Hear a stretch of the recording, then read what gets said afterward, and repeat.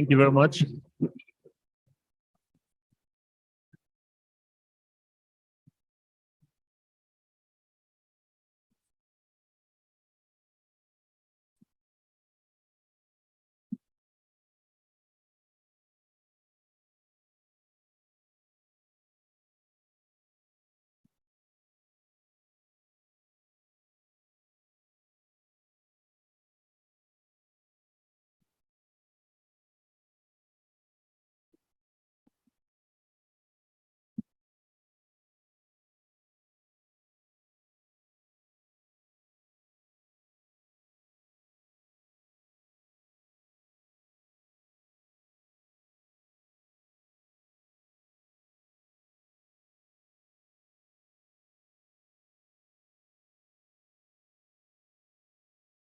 Thank you very much, Uganda presence.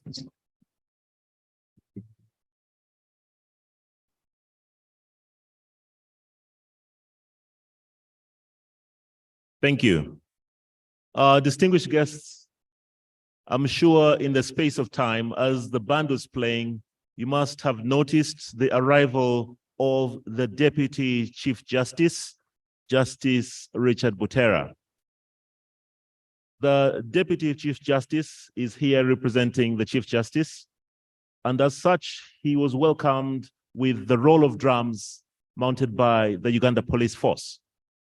We have also been joined in Parliament by the leader of government business, the Right Honorable Prime Minister, the Honorable Robin Anawanja. Madam, you're most welcome. Our distinguished guests, our guests are coming in and we are likely to start on time.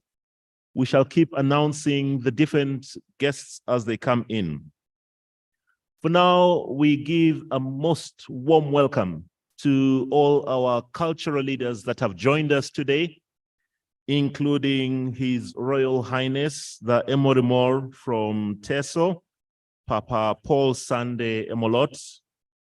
We also welcome His Royal Raphael Otaya Wonateker from the Kumam Kingdom.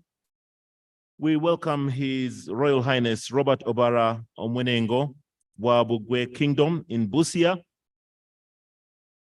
Honorable Ambassador Georgia Tim, who is Secretary General of Uganda Kings and Cultural Leaders Forum, who is representing the King of Lango. We also recognize and welcome Owechitibwa Ahmed Lwasa, the Deputy Speaker of the Buganda Luchiko, who is representing the Buganda Kingdom here today. We welcome the Right Honorable Dennis Muyomba, the Deputy Prime Minister of the Buruli Kingdom, representing the King of Buruli. We also welcome the Right Honorable Silva Odoi, Deputy Prime Minister of the Tieng Adola Kingdom, who is representing the Adola, His Royal Moses Stephen Awar. Now, as the guests come in, we shall recognize and welcome them, so you know who has joined us today at this reading of the budget. Thank you very much.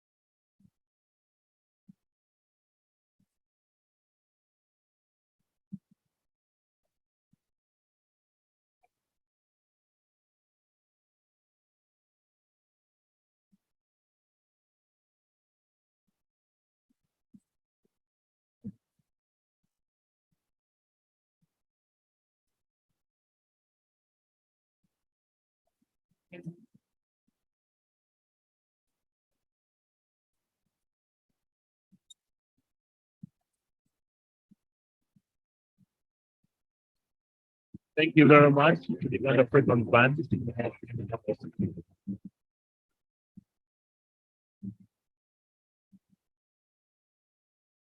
I'm sure to all our guests who are watching, you must have observed that we have just been joined by the Right Honorable Deputy Speaker of Parliament. He has been received by the Clerk to Parliament. So the arrival of the Deputy Speaker of Parliament indicates that we have fewer dignitaries expected to come after him, and thereafter our function for the day will officially start.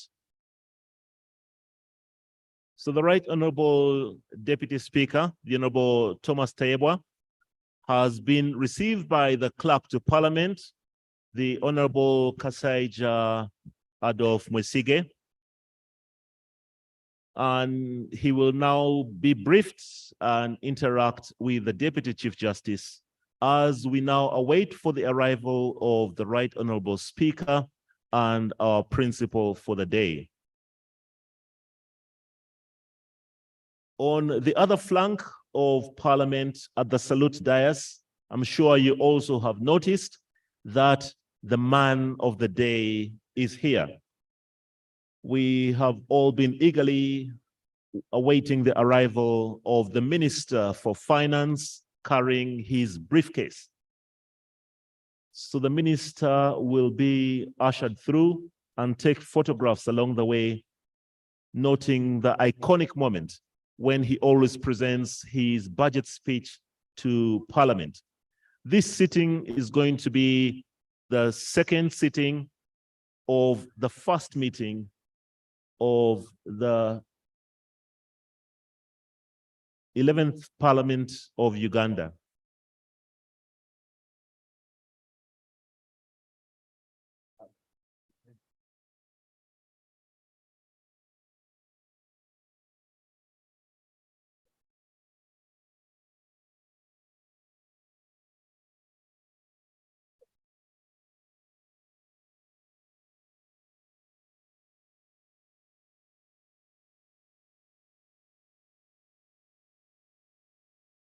The Minister of Finance is on the grounds, and he shall now come and take an iconic photograph under the tent here. Like I said, this is the second sitting of the first meeting of the third session of the 11th Parliament of Uganda. The first sitting that we had was just about a week ago when His Excellency the President was here to address the nation and give us his State of the Nation address and the official opening of the third session of the 11th Parliament.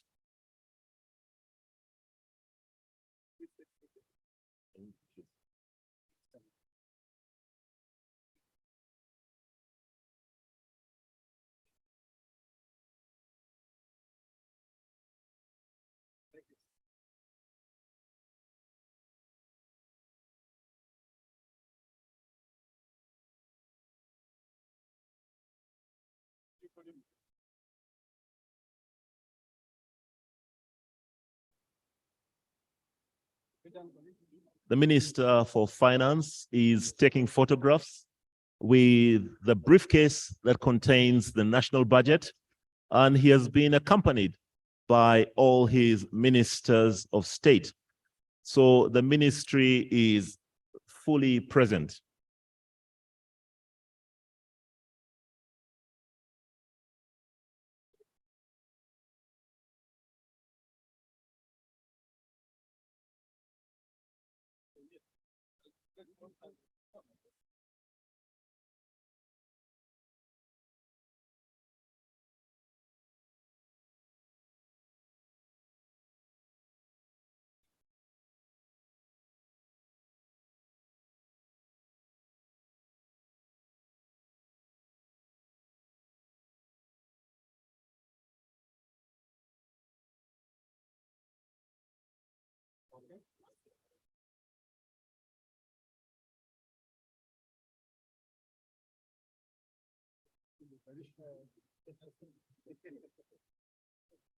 The minister has been joined by his ministers of state, the Honorable Amos Lugolobi, the Honorable Evelyn Anite, and Honorable Henry Musasizi. The duty of compiling and carrying the budget speech is a heavy duty, and he has been assisted or accompanied by ministers of state. The Minister for Finance will now take his seat inside the chamber of Parliament, and all indications are now that we are about to be joined by the Right Honorable Speaker of Parliament, and thereafter the principal, and this function will officially begin.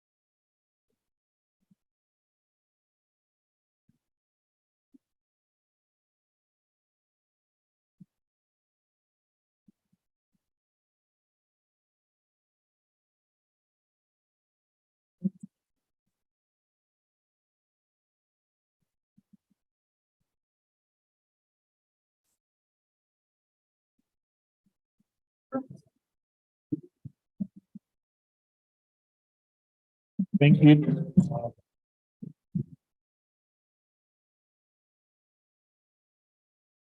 Thank you very much, Uganda Prisons.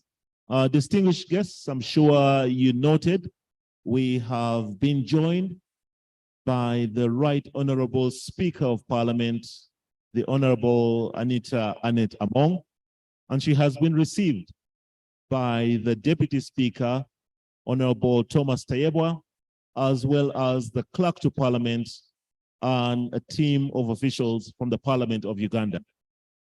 So every indication is that we shall start our function on time. Hello? So the Speaker,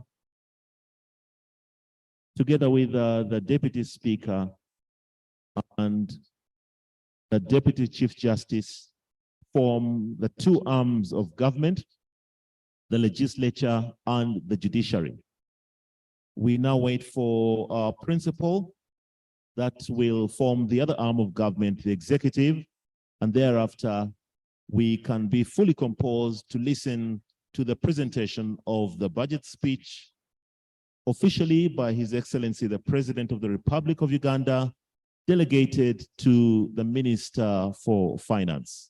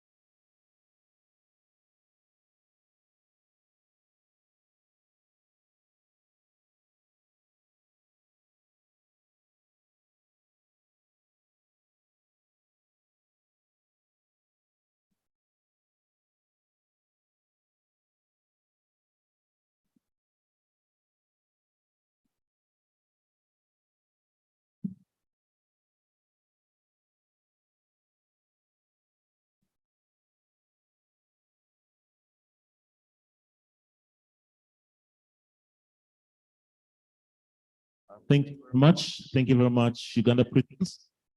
To all our guests, I'm sure you have noticed that we have been joined by our principal for the day.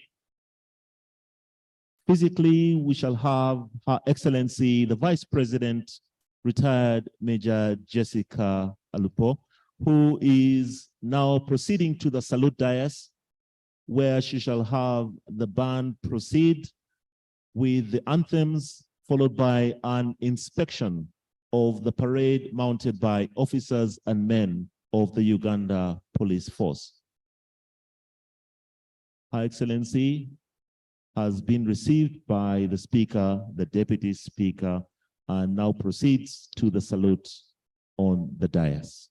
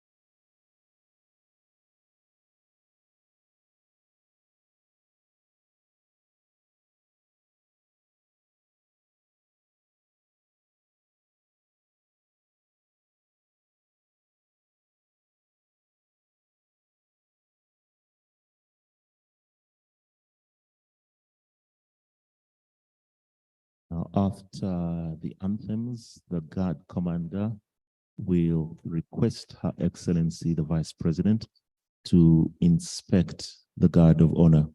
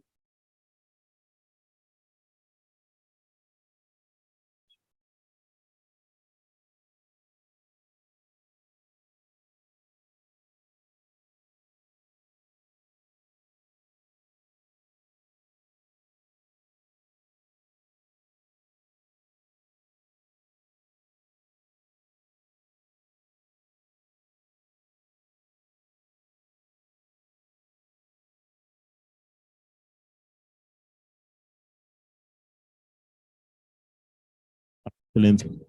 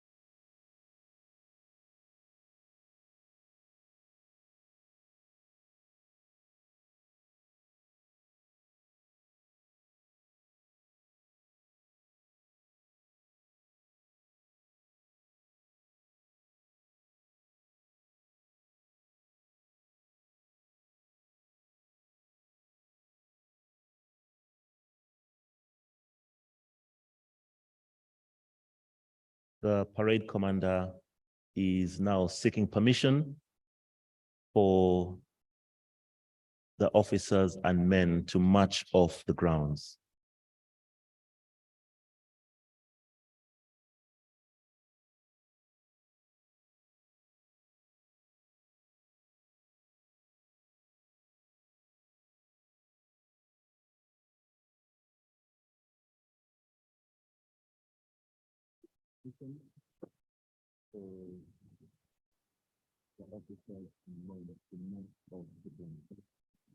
So as the police officers and men, as the guard prepares to leave the grounds, we once again ask that all our guests take up their seats, especially those that were still in the refreshment tent.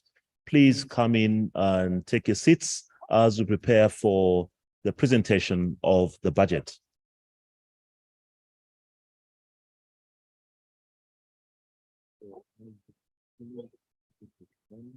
As the guard prepares to leave the grounds, we once again ask that all our guests take up their seats, especially those that were still in the refreshment tent.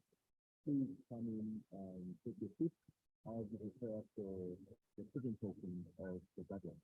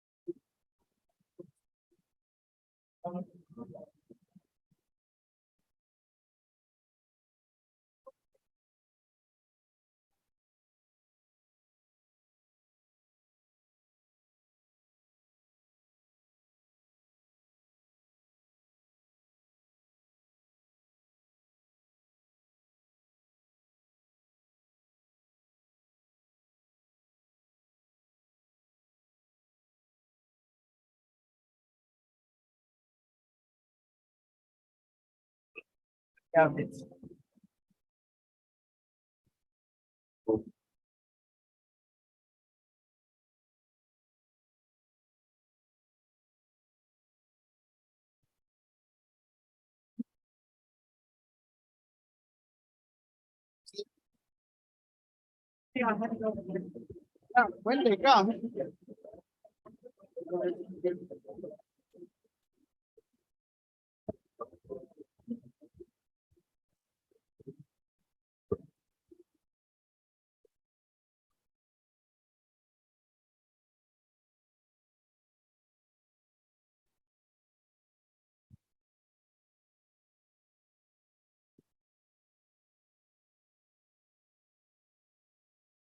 The officers and men of the Uganda Police Force are now marching off the grounds, and this will now allow for the procession of the Speaker to form,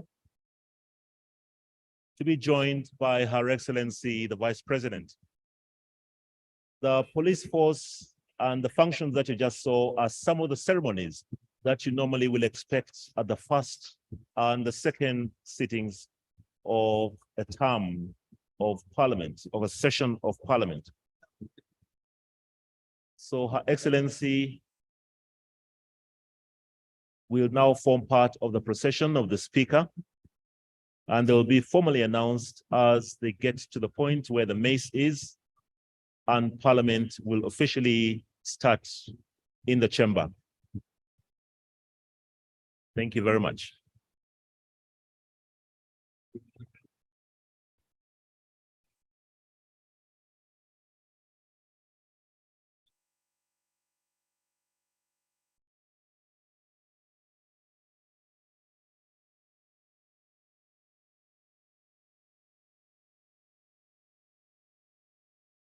Honorable members, Her Excellency, the Vice President and Madam Speaker.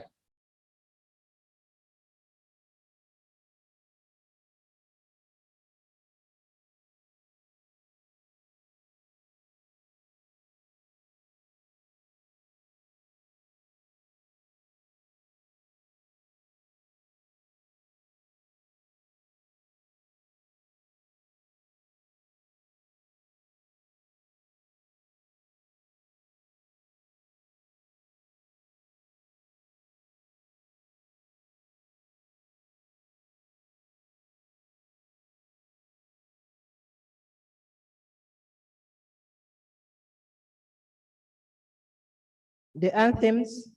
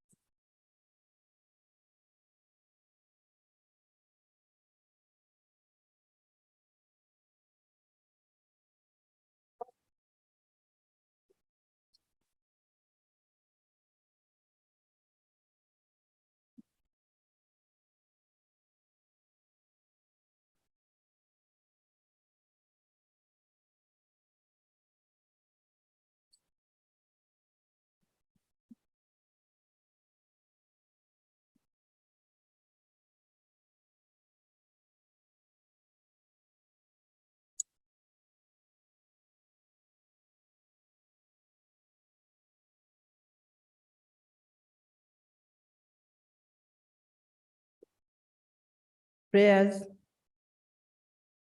Almighty God, who in your infinite wisdom and providential goodness has appointed the offices of leaders and parliaments for the welfare of society and just government of humanity, we beseech you to look upon your abundant favor, these your servants whom you have been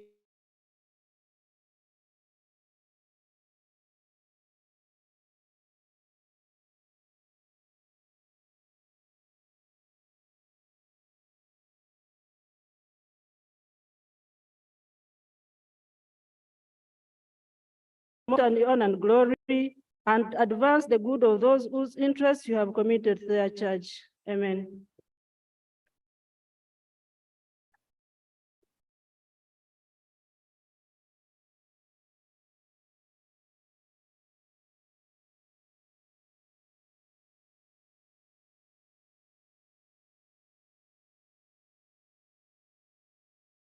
Item number 3, proclamation by the Right Honorable Speaker of Parliament of Uganda.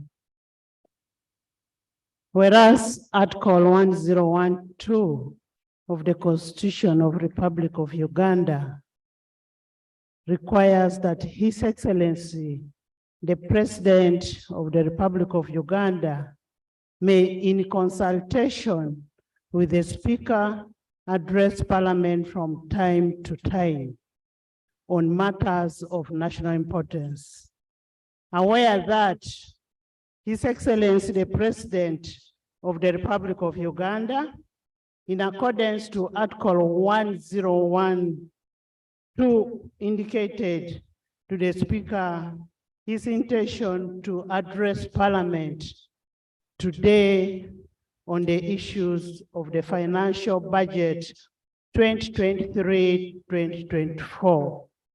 Now, therefore, in accordance with the Rule 17(1) of the Rules of Procedure, I hereby proclaim Parliament shall sit at Kololo Ceremonial Grounds on Thursday, 15th June 2023 at 14 hours and receive the address of His Excellency the President on the National Budget 2023-2024. And Kololo Ceremonial Grounds to be the precincts of Parliament for the above mentioned purpose, given under my hand at Parliament House, Kampala, on 15th day of June 2023. And this has been gazetted and signed by Anita Annette Among, Speaker of Parliament.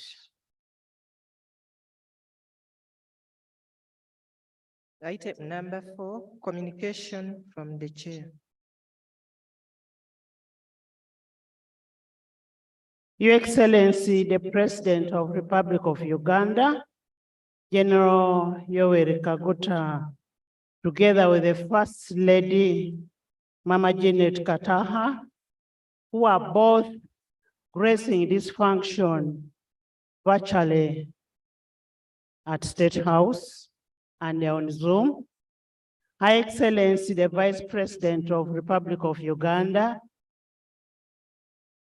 His Lordship, the Chief Justice, the Right Honorable Deputy Speaker of Parliament, His Lordship, the Deputy Chief Justice, the Vice Chairperson of NRM plus the SEC members, the Right Honorable Prime Minister, and the Leader of Government Business, together with your deputies, the Leader of Opposition in Parliament, Cabinet Ministers and Ministers of State, colleagues, the members of Parliament, the traditional leaders, the distinguished guests, ladies and gentlemen. I want to take this singular honor to welcome you to this auspicious occasion of the Budget Day. During today's sitting, we will receive the address from His Excellency, the President on the national budget of 2023-2024 financial year. Honorable members, you recall that in the last sitting of 7th June 2023, His Excellency in the State of Nation address intimated to us that he had tested positive for COVID. It is against this background that we shall receive the address of the President virtually in today's sitting. Since then, he has regularly updated the nation on his recovery, while various sections of the public are busy praying for the President for full recovery. And as Parliament, we continue also praying for the President, and as a nation, we want him to be back on his foot and work for the country. We want to thank all the citizens in Uganda who have joined in these prayers for the President. Your Excellency, we want to assure you of our unwavering support, love, and prayers for a faster healing for you to be able to guide this country. It's, however, unfortunate that some very few insensitive Ugandans bring some false and alarming information of where they say the President in the ICU, the President is very sick. Our President is very okay, and he's with us virtually. I want to urge all the citizens of goodwill to spread the love, not hatred. Let's wish each other well, and we'll lead a country which is a better country. As Parliament, we want to convey our wishes to the President for faster recovery. And as the Bible says in Isaiah 53:5, and by his stripes we are healed. And indeed, you're going to be healed. As a God-fearing nation, we commit our President to the Almighty God for his complete healing. We actually miss him here, but we know you're with us in spirit.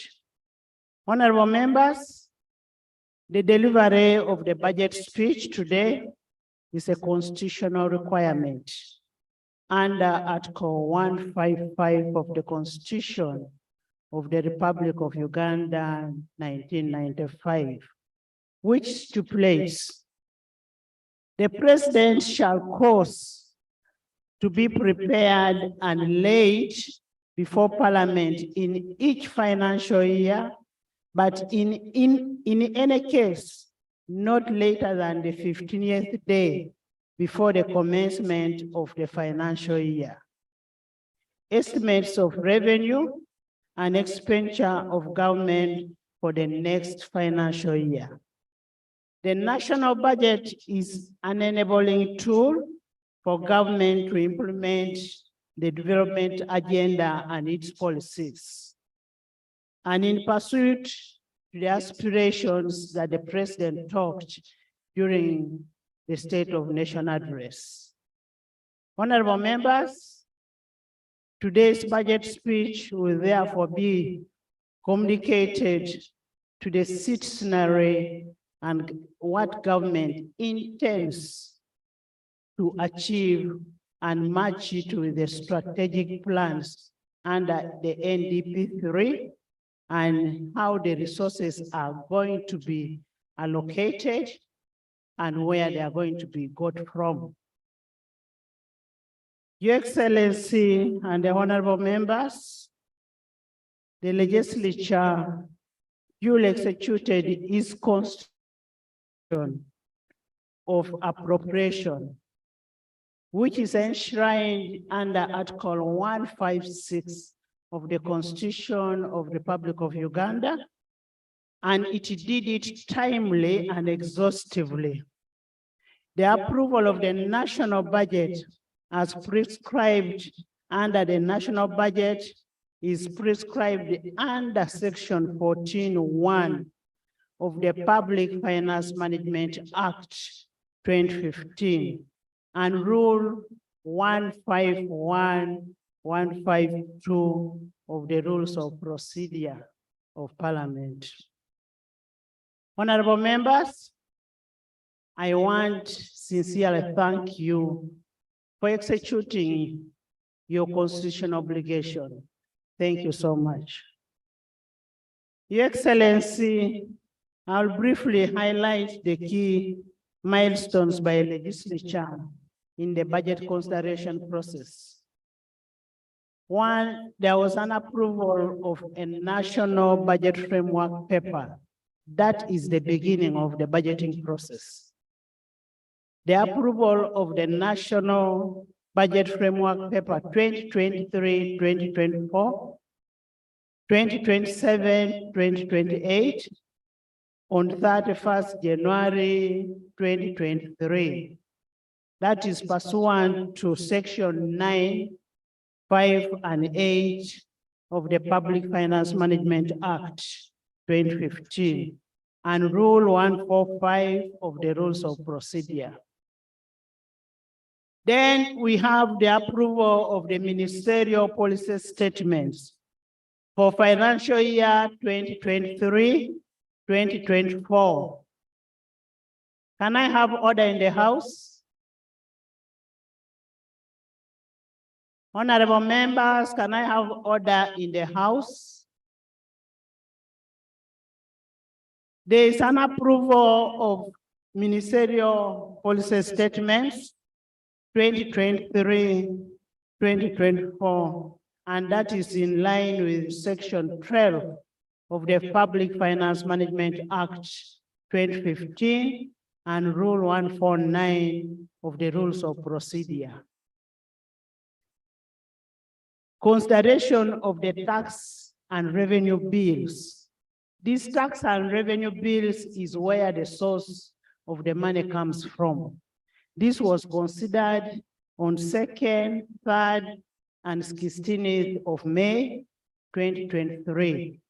And that is pursuant to Section 8 of the Public Finance Management Act 2015 and Rule 150 of the Rules of Procedure. The approval of the budget for financial year 2023-2024 was done on 18th May 2023, pursuant to Section 14 of the Public Finance Management Act and Rule 151 and 152 of the Rules of Procedure. However, on consideration of the budget, as legislature, I want to register our disappointment. Out of all the 83 ministers we have in government, we had a handful in the House. And this is the second time we are having a handful when we are considering a national budget. Your Excellency, as we receive the budget speech, apply the following silent observations. Local government financing as a share of the national budget continues to stagnate about 11% of the last decade.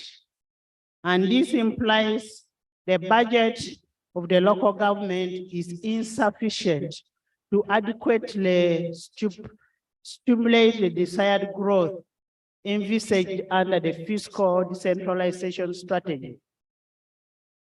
2, the capacity of the local authorization to raise the local revenues remains a dismay.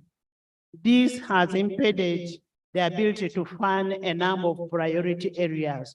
So we need to get more areas where we can be able to get funds. 3, The continued rollout of the parish development model requires addressing existent challenges which this parliament has already identified, and parliament together with the executive should work together to ensure that the PDM becomes a success, since we are putting a lot of money in PDM. For the increased domestic borrowing is amidst the increased public expenditure, which is a pressure to the economy. And as 11th Parliament, we want to request that we reduce on public borrowing. 5, the high unit cost of implementing the infrastructure projects, notably in sustainable energy development and integrated transport infrastructure and service programs. This is mainly attributed to overdependence on foreign entities and supervised by foreign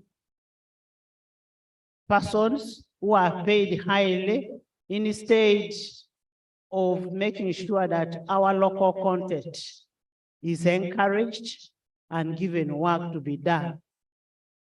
Continued accumulation of domestic areas by government in a disruptive effect of performance of the private sector.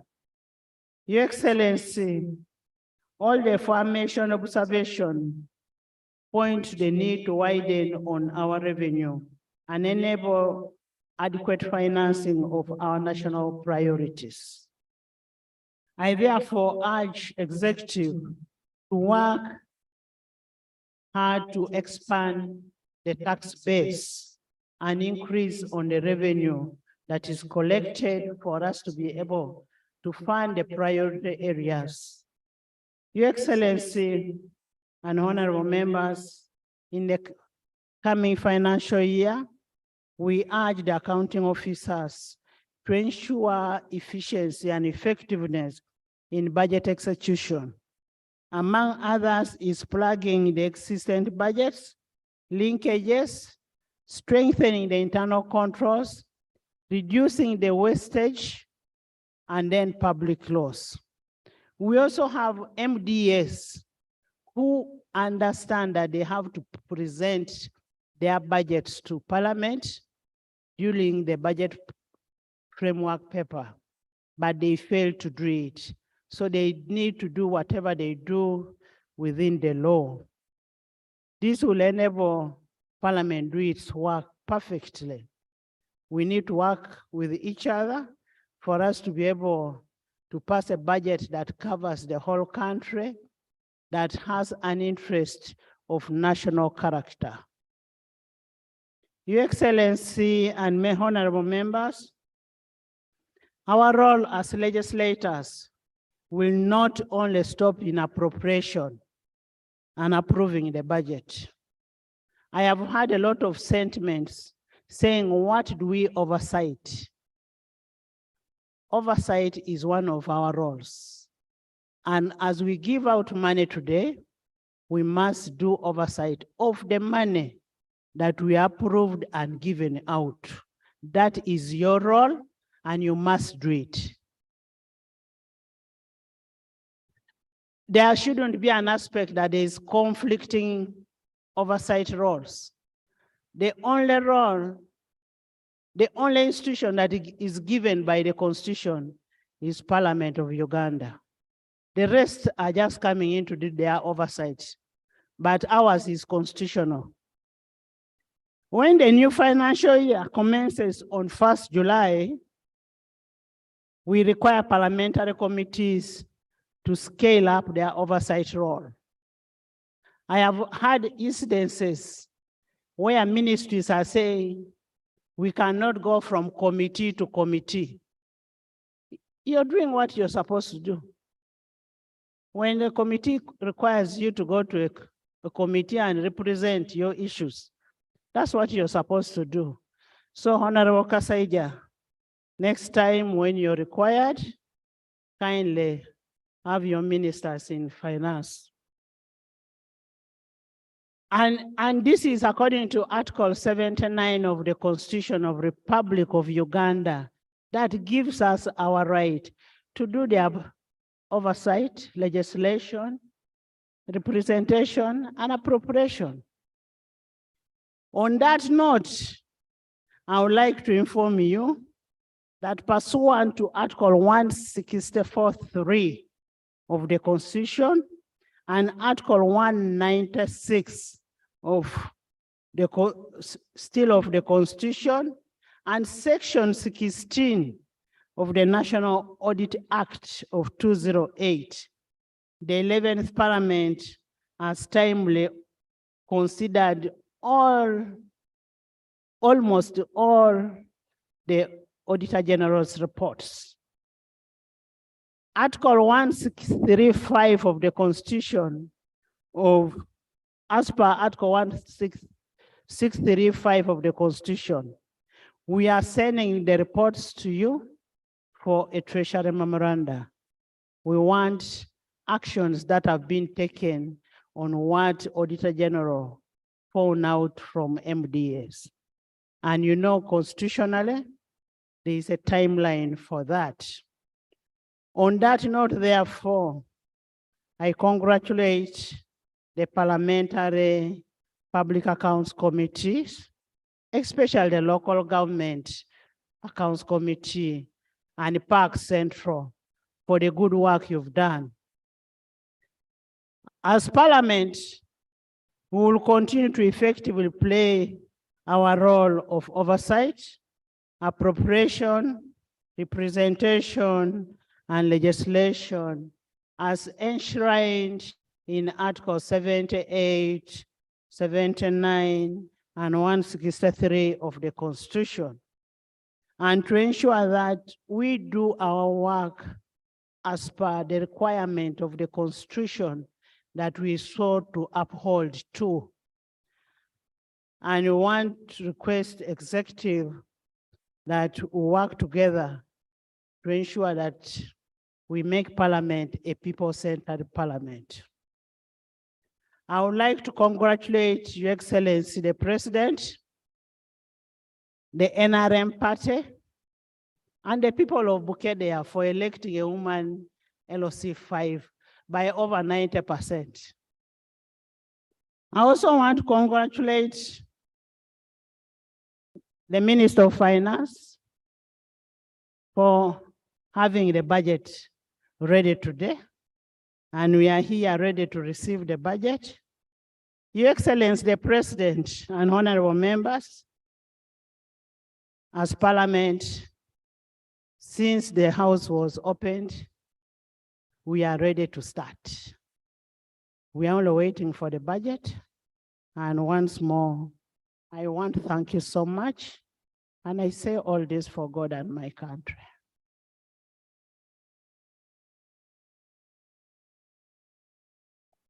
Item number 5, presentation of the budget speech by His Excellency, the President of the Republic of Uganda. Honorable members, I have duly been notified that the delivery of the budget speech will be made by the Honorable Minister of Finance, Planning and Economic Development on behalf of His Excellency the President, who is virtually present in the sitting. The President will make additional remarks after the Minister has presented. And the President is watching whatever we are doing. Even in absentia, we are supposed to respect Rule 10(4). Let's listen, get the budget, and then we will wait to hear the President's remarks. I now want to invite the Minister of Finance, Planning and Economic Development to deliver the budget to the nation.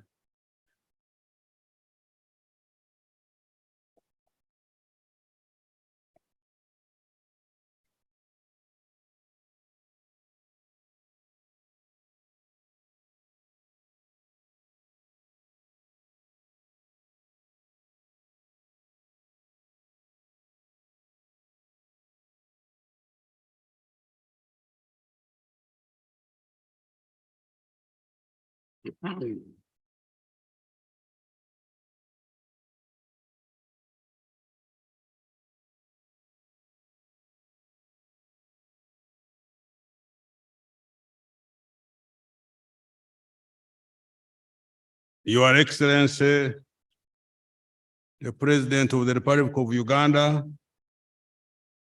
Your Excellency, the Vice President, Right Honorable Speaker of Parliament, Your Lordship, the Chief Justice, the Right Honorable Deputy Speaker of Parliament, Your Lordship, the Deputy Chief Justice, the Vice Chairman of the National Resistance Movement Party, the Honorable Prime Minister, the Honorable Leader of the Opposition in Parliament, Honorable Ministers, Honorable Members of Parliament, Your Excellencies, the Ambassadors and Heads of Diplomatic Missions, distinguished guests, ladies and gentlemen. Right Honorable Speaker, in fulfillment of Article 155, Part 1 of our Constitution, I prepared and present to Parliament on behalf of His Excellency the President estimates of revenue and expenditure for the financial 2023/2024. Parliament on Thursday, 18th of May 2023, approved this budget. My statement today highlights the budget as appropriated by this Parliament. Madam Speaker, His Excellency the President declared the 2021-2026 term a Kisanja for socio-economic transformation. While opening this 11th Parliament on the 24th of May 2021, the President said, and I quote, "Now that we have laid the foundation by building roads, hospitals, schools, water sources, and other public services, the focus should be turned to creating wealth, jobs, and incomes," close the quote. This addresses the 39% of Ugandans that are still in the non-money economy. Madam Speaker, the NRM government has laid a strong foundation to accelerate the economic social transformation for all Ugandans. The budget for next financial 23-24, therefore, has been prepared to advance this strategic mission.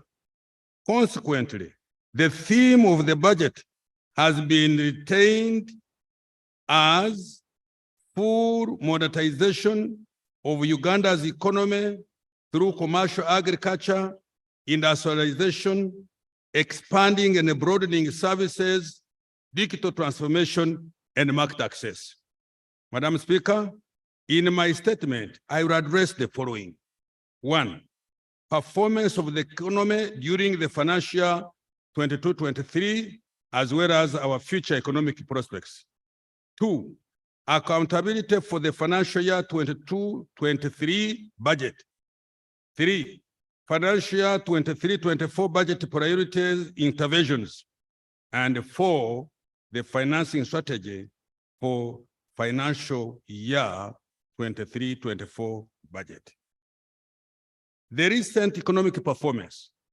Madam Speaker, Uganda's economy has remained resilient and is on a steady recovery path. Yes. You want me to repeat it? Hold on. I will repeat it at an appropriate time. The economy this year is projected to have grown by 5.5% compared to 4.6% last year. This year's performance compares favorably with the average growth rate for sub-Saharan Africa, estimated at 3.6% for calendar year 2023. The size of the economy is estimated at 184.3 trillion compared to shillings 162.9 trillion last year. This is equivalent to US dollars 49.4 billion compared to US dollars 45.6 billion last year. This expansion is on account of good performance of the services sector, which grew at 6.2% compared to 4.1% in the previous year. Agriculture has also performed very strongly, growing by 5% despite the dry spell in the first quarter of this financial year. In particular, food crops, livestock, and fishing performed very well. Industry grew at 3.9%, driven largely by manufacturing and construction activities, especially in the oil and gas industry. Inflation and interest rates. Madam Speaker, inflation is reducing steadily on account of well-coordinated fiscal and monetary policy. Inflation has significantly decreased since October 2022, when it peaked at 10.7%. Last month, the pace at which prices were rising slowed down to 6.2%. Prices of key items such as soap, sugar, fuel at pumps, among others, have significantly reduced. With respect to the cost of money, commercial bank lending interest rates have increased slightly to 19.3% in April 2023 from 18.8% in April 2021. This mainly caused the increase in the central bank rates of 10% since October 2022 in order to fight inflation. To reduce the cost of money for the private sector, government has taken a deliberate policy to reduce domestic borrowing, which is a major driver of commercial bank lending rates. In addition, government has also provided long-term and affordable capital through the Uganda Development Bank, EMIOGA, the Agricultural Credit Facility, and the Small Business Recovery Fund to the large, medium, and small and microfinance enterprises. A total of shillings 2.7 trillion has been provided to date. Private sector credit. Madam Speaker, despite the increase in the interest rates, total private sector credit increased from 19.5 trillion in May 2022 to shillings 20.5 trillion in April 2023, representing an annual growth of 4.8. The growth in lending to industry and agriculture was 6.2 and 3.3 respectively. Trade and personal lending recorded an annual growth of 14.1% and 19.1% respectively in the same period. This underscores the ongoing government intervention to ensure that agriculture and industry access adequate and affordable financing on a sustainable basis. Now I turn to the exchange rate. Madam Speaker, the Uganda shillings has remained stable against major global currencies despite the strengthening of the US dollar. Between April 2022 and April 2023, the Uganda shilling depreciated by 5.8% against the US dollar, compared to an average depreciation rate of 8% within the East African region. Let me repeat this.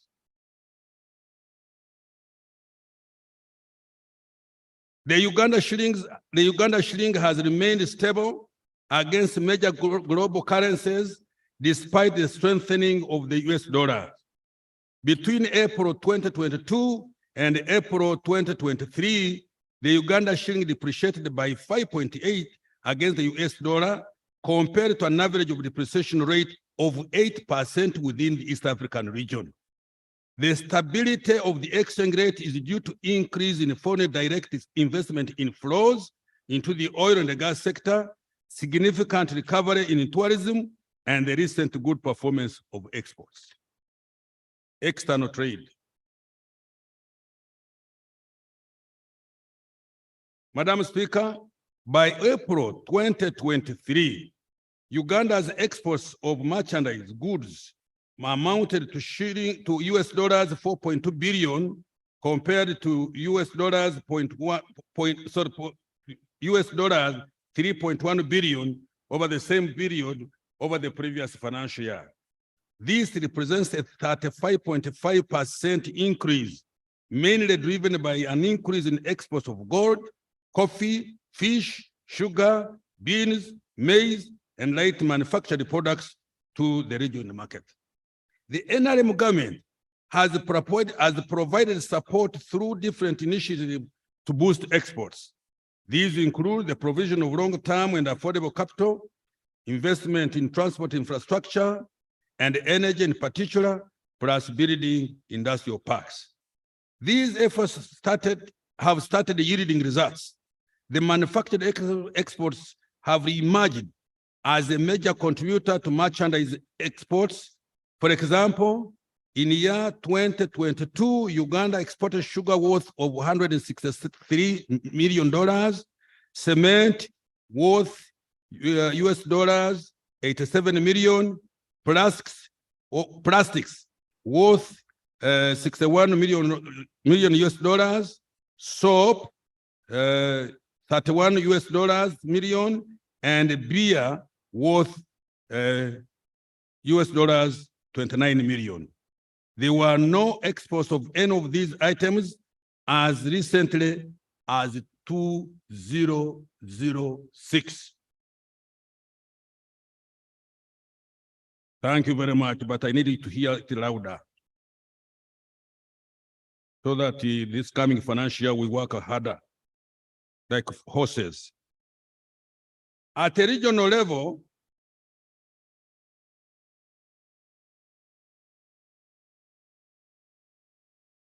by April 2023, we have recorded a traded surplus with our East African community trading partners of US dollars 1 billion.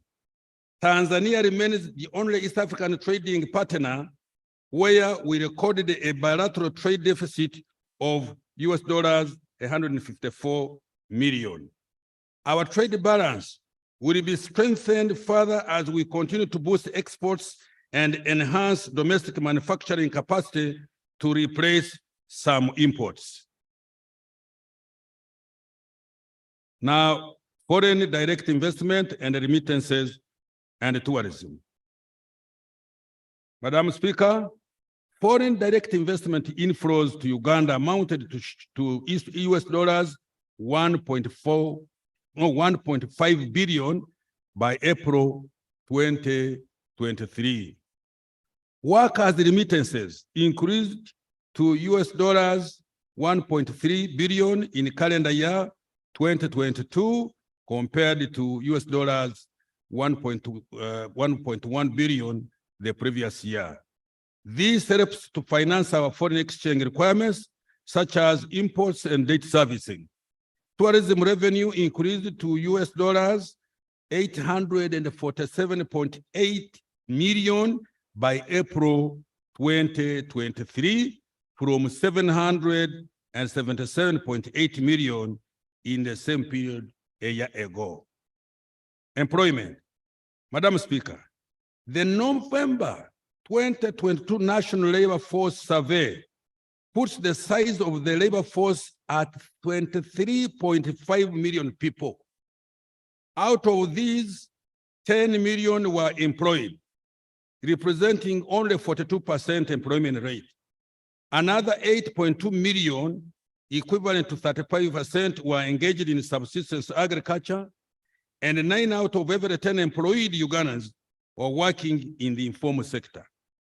Close to 380,000 employment opportunities have been created under the Presidential Initiative on Wealth and Job Creation, but we still need more. Now, Emyoga, Madam Speaker, the target of government is to create over 2.5 million jobs in the next 5 years. This will be achieved by effectively implementing the partial development model, industrialization, wealth creation, and full monetization of the economy. I will elaborate how we will implement these initiatives later. Now, fiscal performance. Madam Speaker, the fiscal deficit is estimated at 5.1% of the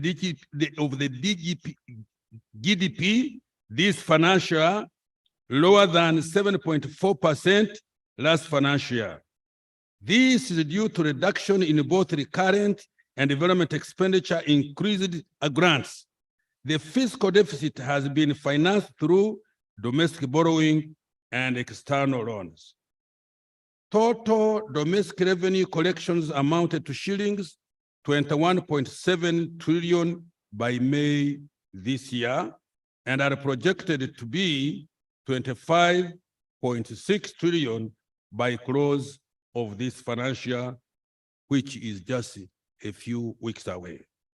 The total domestic revenue is equivalent to 13.9% of GDP and covers 68% of the total expenditure, including interest payments on our public debt, but excluding the principal repayment of both external and domestic debt.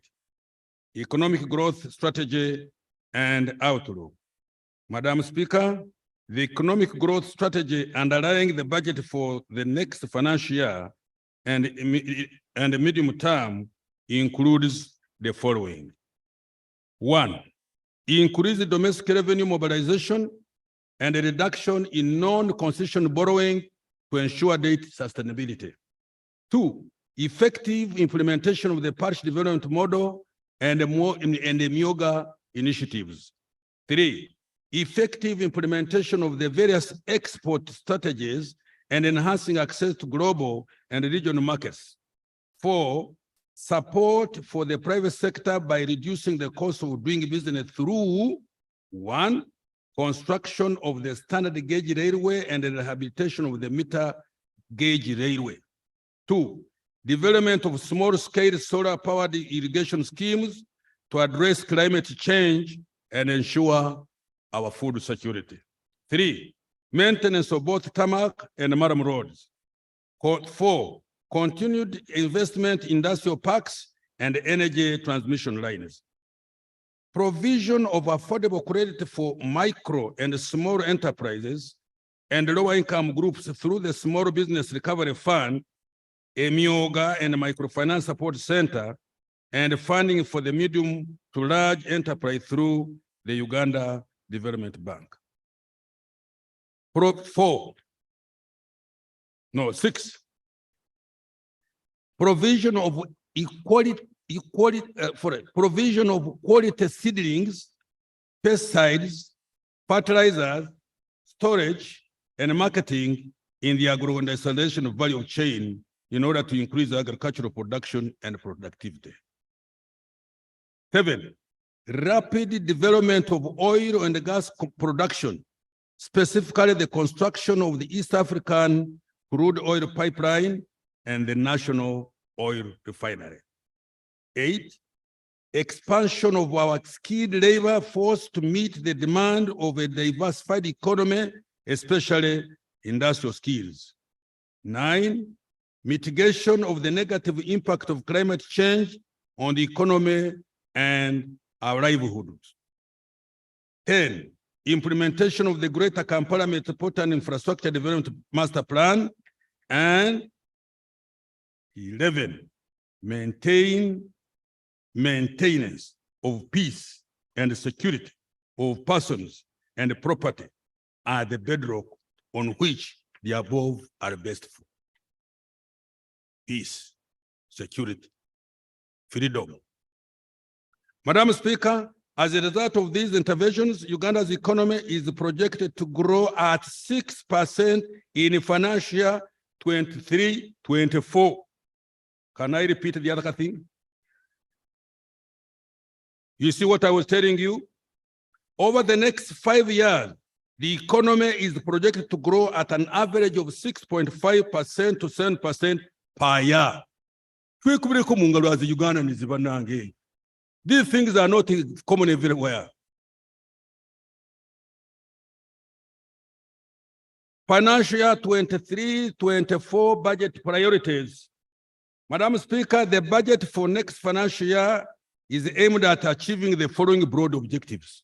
1, urgent completion of key public investments with higher multiplier effects on the attainment of NDP 3 targets and the NRM 2021-2026 manifesto. 2, enhance revenue mobilization and collections. 3, full-scale operationalization of the parish development model. And 4, enhance government efficiency and effectiveness through rationalization of public expenditure and the payroll and audit and so forth. Payroll audit and so forth. The key priorities funded to achieve these objectives are the following. 1, boosting household incomes and micro enterprises. 2, commercializing agriculture to enhance production and productivity and improve competitiveness of agricultural products. 3, supporting private sector growth. 4, investing in the people of Uganda. And I emphasize that one, investing in the people of Uganda. 5, improving the stock and the quality of infrastructure. 6, expediting implementation of strategic interventions in innovation, research and development, and the mineral, oil, and the gas industry. Madam Speaker, in order to effectively implement these strategic priorities, the government shall ensure peace and security, good governance, the rule of law as the bedrock for economic activities. I now turn to detail the key actions we will be undertaking in these strategic priorities. Boosting household incomes and micro enterprises. Madam Speaker, the parish development model will boost household incomes as well as development of micro enterprises. Since the launch of the PDM in February 2022, a total of shillings 590.2 billion has been disbursed to all the 10,459 parishes nationwide, translating into shillings 50 million per parish. The balance will be disbursed by end of this month. Next financial year, the parish development model has been allocated 1.1 trillion Uganda shillings. The Myoga initiative will further boost household incomes and microfinance and also micro enterprises at parish and sub-county levels by directly funding parish and sub-county enterprise groups.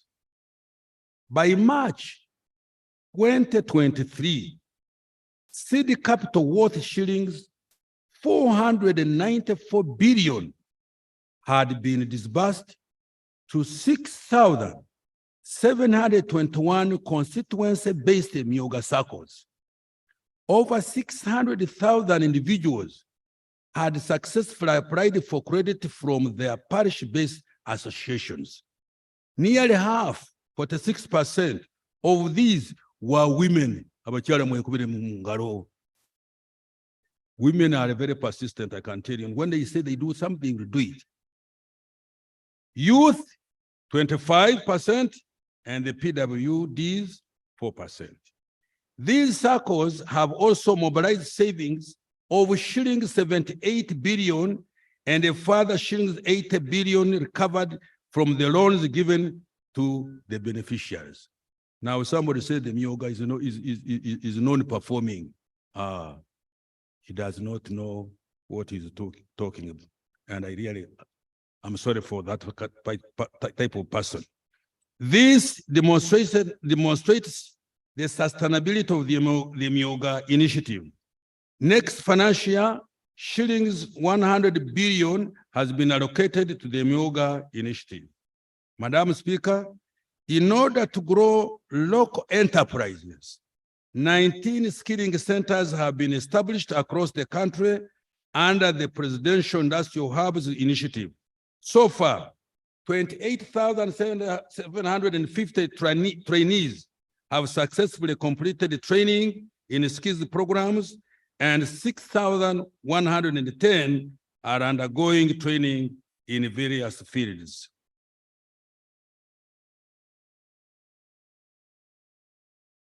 Our Lady of Fatima Catholic Church in Akurabye, Luzira Prisons, Subway Crystal Towers, Wabigaro Parish Community, Butikirwa, Kigowa, Ntinda, and a community hall. This support will continue over the medium term. Madam Speaker, shillings 60 billion has been allocated for skilling the youth in the next financial year. Commercializing agriculture. Madam Speaker, during this financial, additional funding amounting shillings 110 billion was provided for food security interventions in government institutions with farms, including the UPDF, Uganda Prisons, Ministry of Agriculture, the National Agricultural Research Organization, and the National Agriculture Genetics Resources Center and a data bank. The priority actions to commercialize agriculture next financial year will include the following. 1, support agricultural research for the development of climate resilient crops and animal species. 2, promote environmental conservation, restoration and protection of the degraded water catchment areas and forest covers. 3, construct small, medium, and large-scale irrigation schemes in water-stressed areas. This will include the construction of earth dams at Unyama in Gulu, Namaru in Kapilipilit, CP in Bulambuli, Kabuyanda in Singro, among others. Implement large-scale mechanization and irrigation, and improve farmer mobilization, education, and partnership with large commercial farmers for the production of strategic commodities such as coffee, maize, and tea to meet national and international demand. Madam Speaker, shillings 2.2 trillion has been allocated for food security, irrigation, climate change mitigation, value chain development, agricultural research, and disease control, among others. Supporting private sector growth.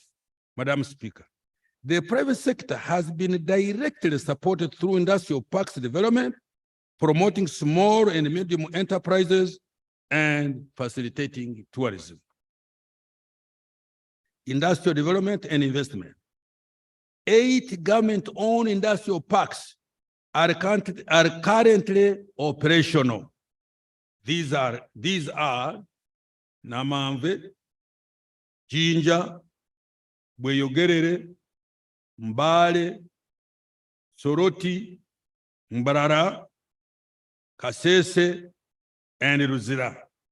In addition, there are 3 industrial parks developed under the public-private partnership arrangement at Kapeka, Mukono, and Buikwe.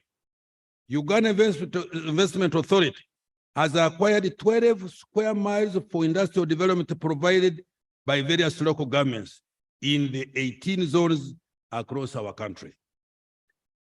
Uganda's global reputation as an investment destination has been boosted significantly in the recent past. Uganda has been named the #1 investment destination in East Africa by the AIM Global 2023 Abu Dhabi. In addition, our country has been ranked among the top 10 African countries for the best investment destination in Africa by the African Development Bank. It is now also ranked first in East Africa for capital market growth by Absa Bank. We are moving.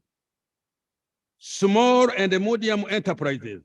Madam Speaker, these SMEs in manufacturing and export sectors will be supported by $20 million from World Bank Investment for Industrial Transformation and Employment Project, which we abbreviate as INVITE, that will provide grants and a concession credit to qualifying SMEs. These SMEs will access new and innovative financing products with long-term financing of up to 15 years. This intervention aims at increasing Uganda's manufactured export products, generate direct and indirect jobs for more than 200,000 workers, and safeguard existing jobs for 530,000 workers. Madam Speaker, an allocation of shillings 209.3 billion has been provided through the INVITE project for next financial year. Now I turn to tourism.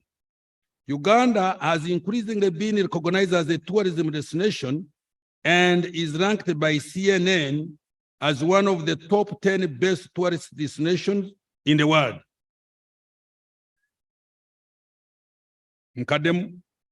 Uganda has increasingly been recognized as a tourism destination and is ranked by CNN as one of the top best tourism destination in the world. We will continue to promote domestic and inbound tourism, including the use of digital platforms. Uganda will also be marketed as a global and regional center for meetings, incentives, conferences, and exhibitions. Hospitality standards will be enforced through licensing, grading, and classification of tourism facilities. Shillings 249 billion has been allocated for the promotion of our tourism business. Madam Speaker, all the private sector interventions I have detailed above have been allocated shillings 2.4 trillion. Now investing in people. Madam Speaker, Uganda has registered visible improvements in healthcare outcomes, access to knowledge, and a decent standard of living. On average, a Ugandan now lives longer at 64 years, up from 53 years, just as recently as 2015. The Ugandan attains more years of schooling and enjoys a higher income per capita than ever before. Let me repeat this, because it is interesting, especially to me, who is working day and night to make sure that the youth and the sick are helped to recover. Uganda has registered visible improvement in healthcare outcomes, access to knowledge, and a decent standard of living. On average, a Ugandan now lives longer, 64 years, up from 53 years, just as recently as 2015. Attains more years of schooling and enjoys a higher income per capita than ever before. Now we turn to health. Access to health care by Ugandans remains a key priority of this government. Consequently, 381 health center tools have been upgraded to health center 3. Honorable Jane, you will confirm that one. In addition, 250,000 health center 3s have been upgraded to health center 4 and equipped and are now functional, largely supported by the Uganda Intergovernmental Fiscal Transfer Program, which we abbreviate as the UGFIT, which is co-funded by the World Bank. Construction and equipping of 31 new health center 3s in sub-counties without any health facility is now at 90% complete. The health referral system has also been enhanced by fully functioning 143 intensive care units and 5 high dependency units in national, regional referral hospitals across our country. Next year, the Murago Super Specialized Hospital and the new state-of-the-art intensive care unit at Uganda Cancer Institute will be fully operationalized. They will provide specialized care to all Ugandans and reduce medical referrals abroad. In addition, all existing health center 4s and health center 3s will be facilitated to offer quality health care to all Ugandans. In this respect, health worker supervision and management will be strengthened to reduce absenteeism. After the ongoing audit of the payroll, the ban on health worker recruitment will be lifted. Let me repeat this. After the ongoing audit of the payroll, the ban on health worker recruitment will be lifted.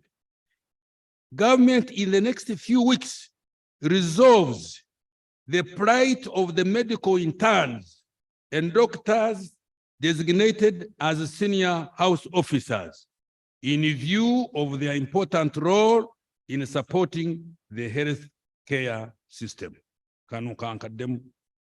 Government, we in the next few weeks resolve the plight of medical interns and doctors designated as senior house officers in view of their important role in supporting the healthcare system.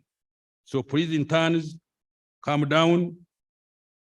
We are coming to rescue you.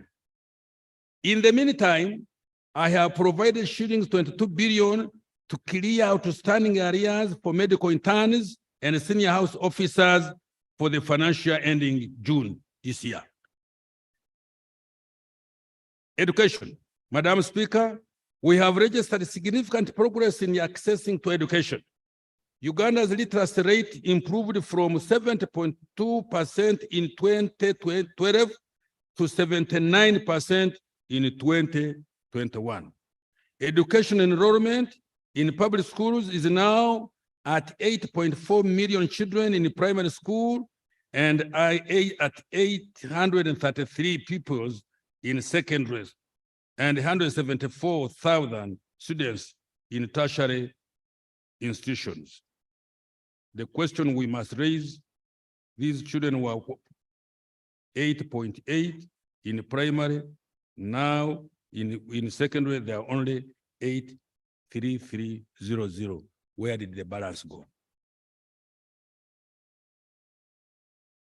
To improve delivery of the recently launched curriculum, 300,100 teachers were trained and inspection of learning institutions was enhanced using the inspection system. The teacher effectiveness and learners achievement system has helped to reduce teacher absenteeism and improved pupil attendance. The education management information system has been revamped to support data management and decision-making in education. To enhance sports development, talent identification, nurturing, and professional development have been emphasized. Madam Speaker, the Mountains of the Moon University was operationalized during this year. Upgrading of the facilities was completed at Uganda Technical College in Lira, Elgon, and Bushenyi. Next year, the construction and equipping of 2 unit laboratories in 21 secondary schools currently without any will commence in line with the science, technology, engineering, mathematics policy. Government will continue with the construction of 115 city secondary schools in sub-counties without any under the Uganda Intergovernmental Fiscal Transfer Program. Madam Speaker, after the ongoing audit of the government payroll, the ban on recruitment will also be lifted to cover the staffing gaps in education. Madam Speaker, government will continue to support sports activities and entertainment talents and enforce copyrights for performing artists. Safe water. Madam Speaker, the national water coverage for safe and clean water for human consumption now stands at 70%, with 67% in rural areas and 72% in urban areas. But we still need more. In rural areas, graft flow schemes have been completed at Lirima in Manafa, Lukaru, Kabasanda in Utambala, and Nyawiche, Kichenke in Ibanda. Piped water systems have also been constructed at Nyakibingo in Rukungiri, Kabuyanda in Isingiro, and Oromo water supply system in Kitugum Ramo. In addition, 40 solar-powered mini-piped schemes serving 173 persons have been constructed across 15 least-served districts, including Liantonde, Sembabule, Yumbe, Rakai, Buyende, Kamuli, and Kakumiro. In urban areas, 9 piped water supply and sanitation systems have been completed in Dokolo, Padibe, Lamo, Odramachaku, Arua, Kagadi, Morolem, Alerek, Abim, and Kambuga 2 in Kanungu. Madam Speaker, access to safe and clean water will be enhanced to achieve 85% coverage in rural areas and 100% average in urban areas by the year 2025.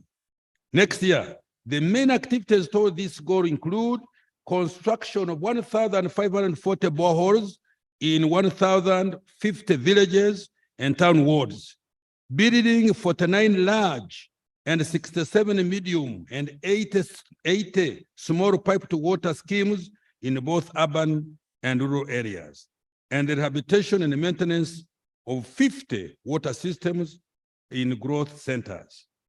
Interventions that build human capital have been allocated 9.6 trillion. In addition, the government, together with the World Bank, are implementing shilling US dollars 500 million.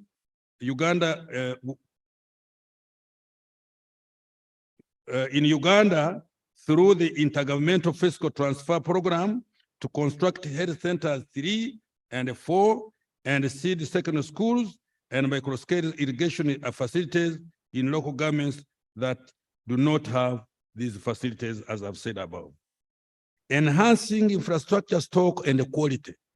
Madam Speaker, the stock and the quality of infrastructure is a key enabler for economic growth, development, and social transformation. Transport infrastructure. Transport infrastructure development has been a major hallmark of Uganda's recent economic development. The road sector in 1986 totaled 97,100 kilometers.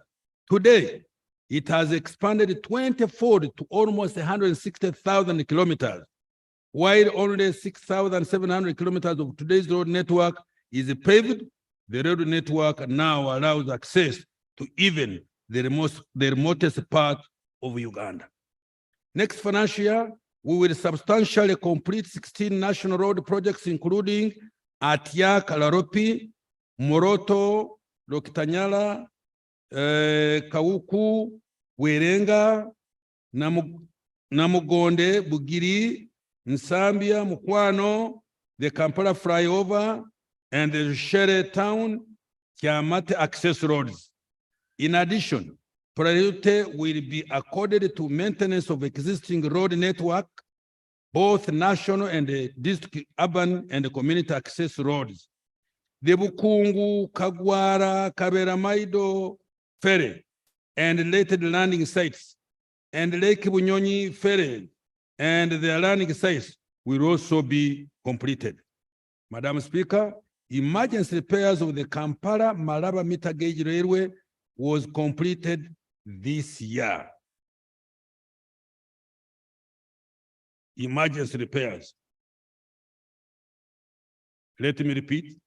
Madam Speaker, emergency repairs of the Kampala, Malaba, meter gauge railway has completed this year. The full, my team, please, you'll have to come and explain this. The full rehabilitation of the Kampala, Malaba, and Tororo Gulu meter gauge railway will commence next financial year. 49 of the right of way for Kampala, Malaba standard gauge railway has been acquired. The construction of Malaba, Kampala standard gauge railway will commence next financial year, for which shillings 535 billion has been provided. Madam Speaker, in the air transport sector, the redevelopment of and expansion of Entebbe International Airport is at 85% complete and is due to be completed by July 2024. The construction of Kabalega International Airport now stands at 91.7% and will be completed by September 2023. We shall also rehabilitate and upgrade the following aerodromes that are under feasibility studies: Kidepo, Pakuba, Mbarara, Gulu, Arua, Kisoro, and Kasese. Madam Speaker, an allocation of shillings 4.5 trillion, representing 13.3% of the total budget, has been budgeted for road maintenance, construction, railway development, and rehabilitation, water, and air transport development. Of particular significance, an allocation of shillings 1 billion has been provided to each district, city, and municipality for road grading, maram, and compacting. In total, shillings 176 billion has been allocated for this purpose.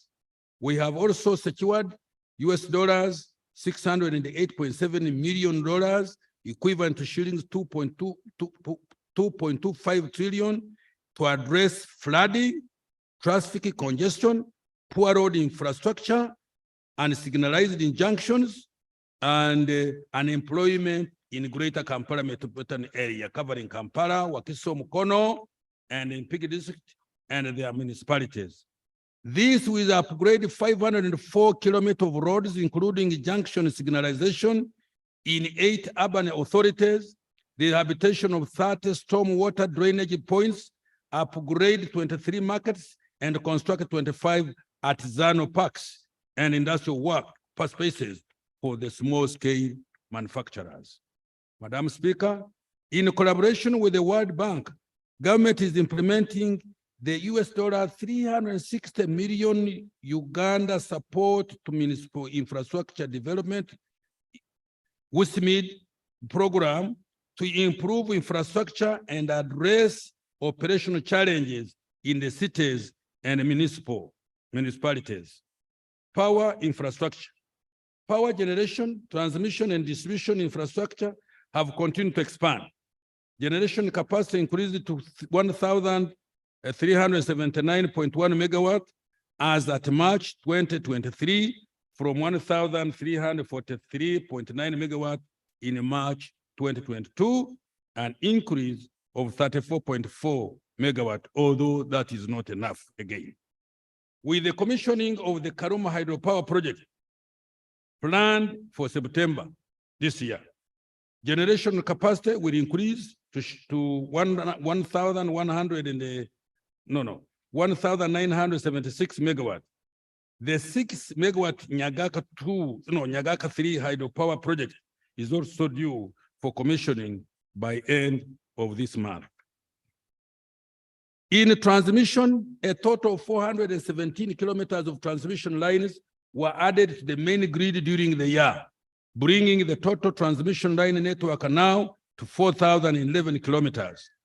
To enable evacuation of power from 600 megawatt Karuma hydropower project, the 2048 kilometer Karuma Kawanda, the kilometer 55 Karuma Oruyo, and the 76 kilometer Karuma Lira lines have been completed.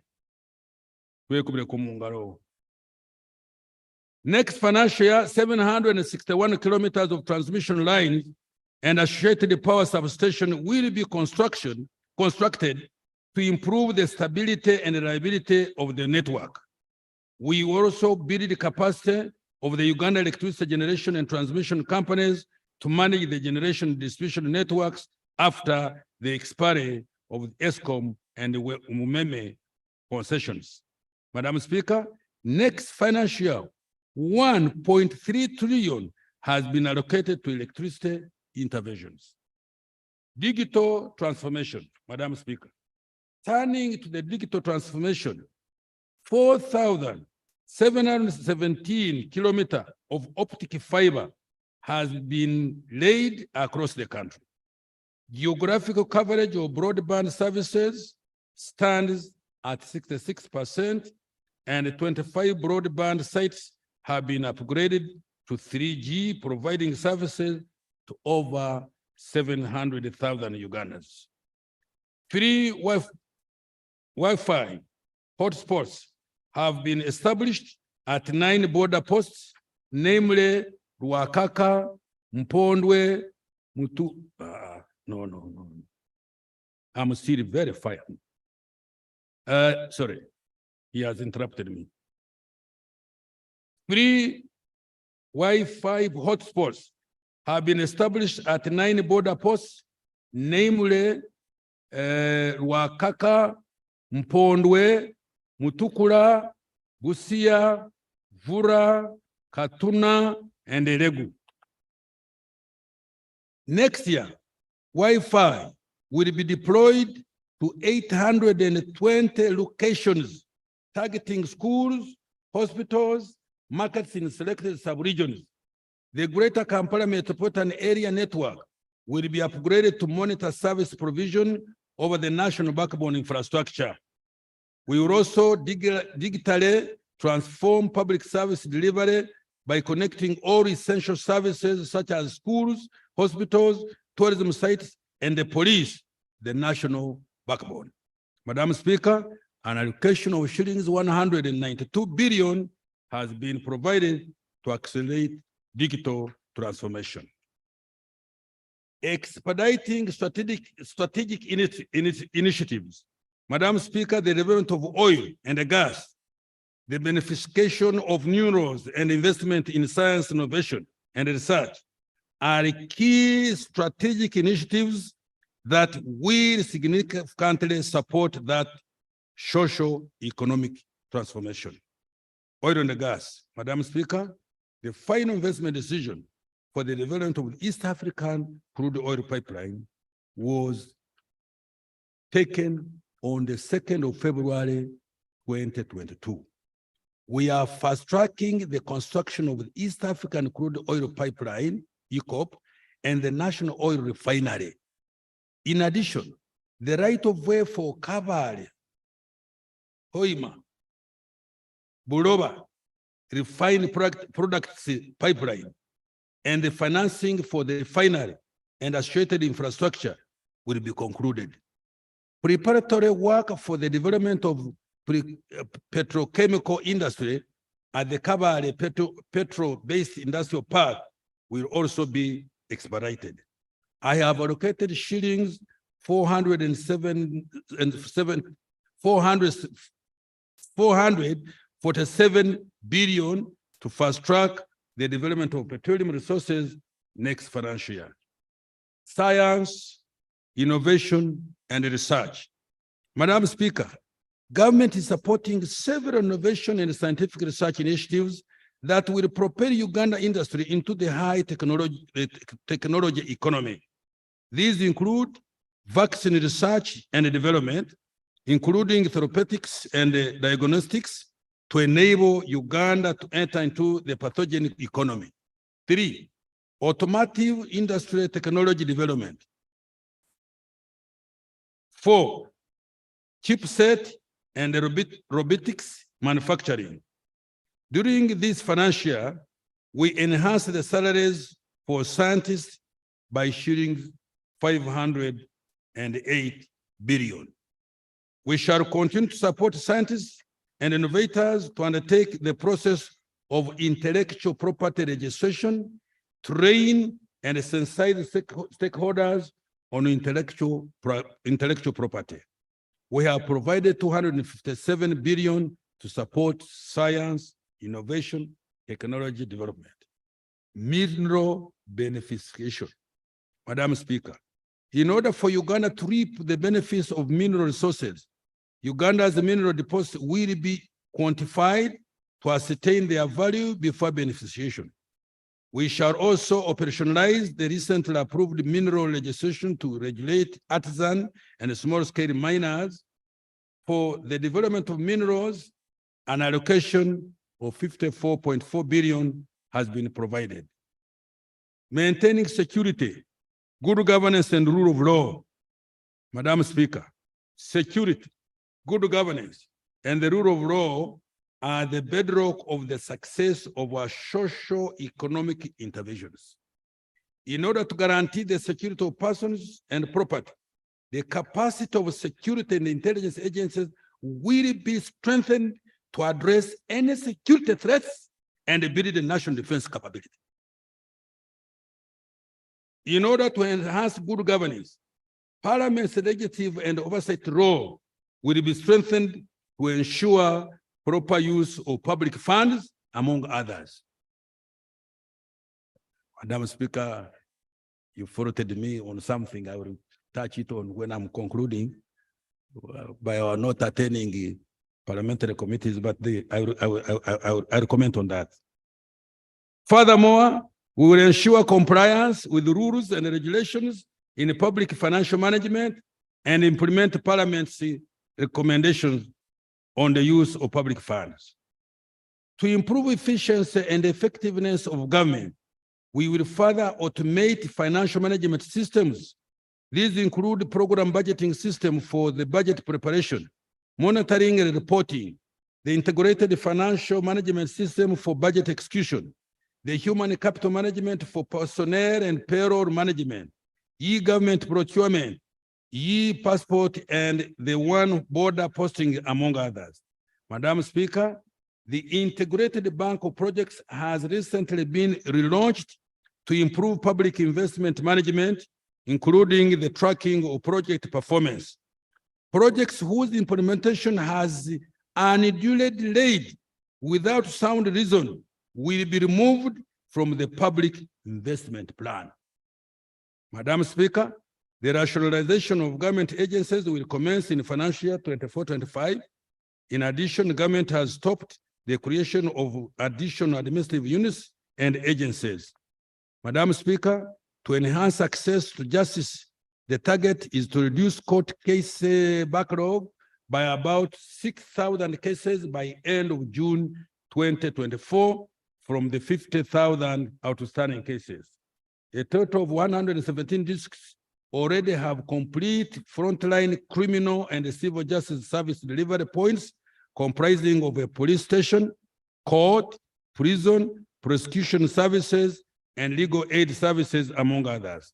The target is to have 119 districts with justice service delivery points by end of June 2024. The construction of the Supreme Court and the Court of Appeal buildings in Kampala and the Soroti and Rukungiri High Court buildings will be completed. In addition, the High Court buildings in Alberton, Budaka, Diantonde, and the Magistrate Court buildings in Karenga, Patongo, and Abim will also be completed. Madam Speaker, the functions which include enactment of legislation, oversight, and accountability roles will further be strengthened. In this regard, the construction of parliamentary chambers is ongoing. Madam Speaker, the legislature, and the administration of justice have been allocated shillings 9.1 trillion next financial year, up from 8.1 trillion this financial year. fiscal strategy for financial 23-24 and the medium term. Madam Speaker, the fiscal strategy for next financial year prioritizes enhancing revenue collection, the rationalization of public expenditure, and ensuring long-term debt sustainability. This will reduce reliance on external financing for socio-economic transformation. Therefore, the fiscal strategy will focus on the following. 1, continuing effective implementation of the domestic revenue mobilization strategy. 2, repurposing the national budget to achieve high multiplier effect of government interventions on the economy and improve the efficiency and effectiveness of government programs and projects. 3, mobilizing external concession loans and utilizing non-concession loans for projects with high economic and financial returns. 4, limiting domestic borrowing to an average of 2.2% of GDP in the short medium term to avoid crowding out the private sector through rising interest rates. And 5, reducing the budget deficit to within a maximum lift of 5% of GDP and gradually converging towards the East African target of a deficit of 3% of GDP. Next financial year, the budget deficit will be reduced to 3.5% of GDP. In order to live within our means, we have reduced consumptive expenditure. During next financial year, there will be no purchase of new vehicles for political leaders and public officers, except for hospital ambulances, medical supplies and distribution, agricultural extension services, security and revenue mobilization. Don't roast me, please. That's a decision that we took. Travel abroad has also been restricted to statutory functions and for critical legal and resource mobilization functions. We will also regulate expenses on workshops and seminars. Madam Speaker, during this year, domestic areas worth shillings 166 billion were settled. Government is committed to paying verified suppliers, court awards, and compensation for ranches. Next financial year, shillings 200 billion has been allocated to settle domestic areas. Madam Speaker, to improve absorption and utilization of external loans and grants, government has undertaken the following measures. 1, requiring accounting officers of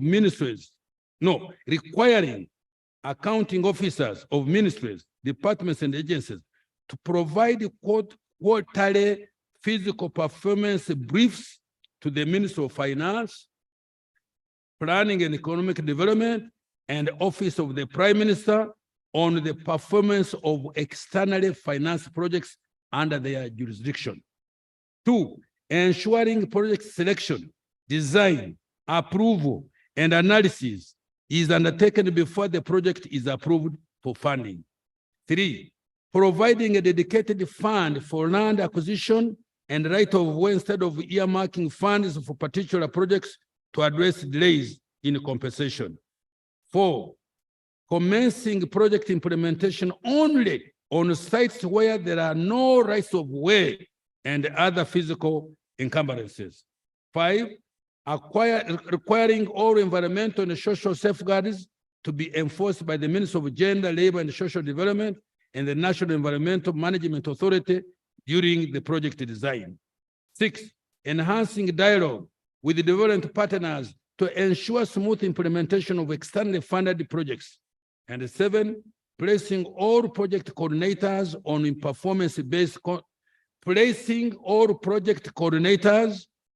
performance-based contracts to improve accountability for project performance. Domestic revenue mobilization for the financial year we are budgeting for.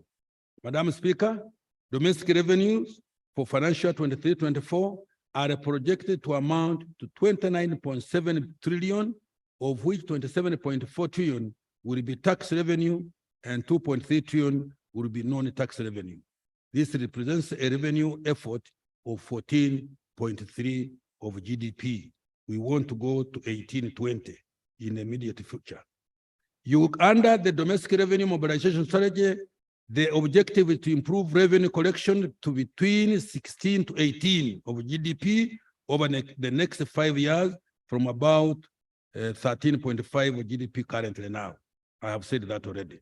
Next financial priority has been placed on improving tax administration, including use of ICT to fight tax evasion and rationalizing tax exemptions to improve their effectiveness and reduce revenue leakage.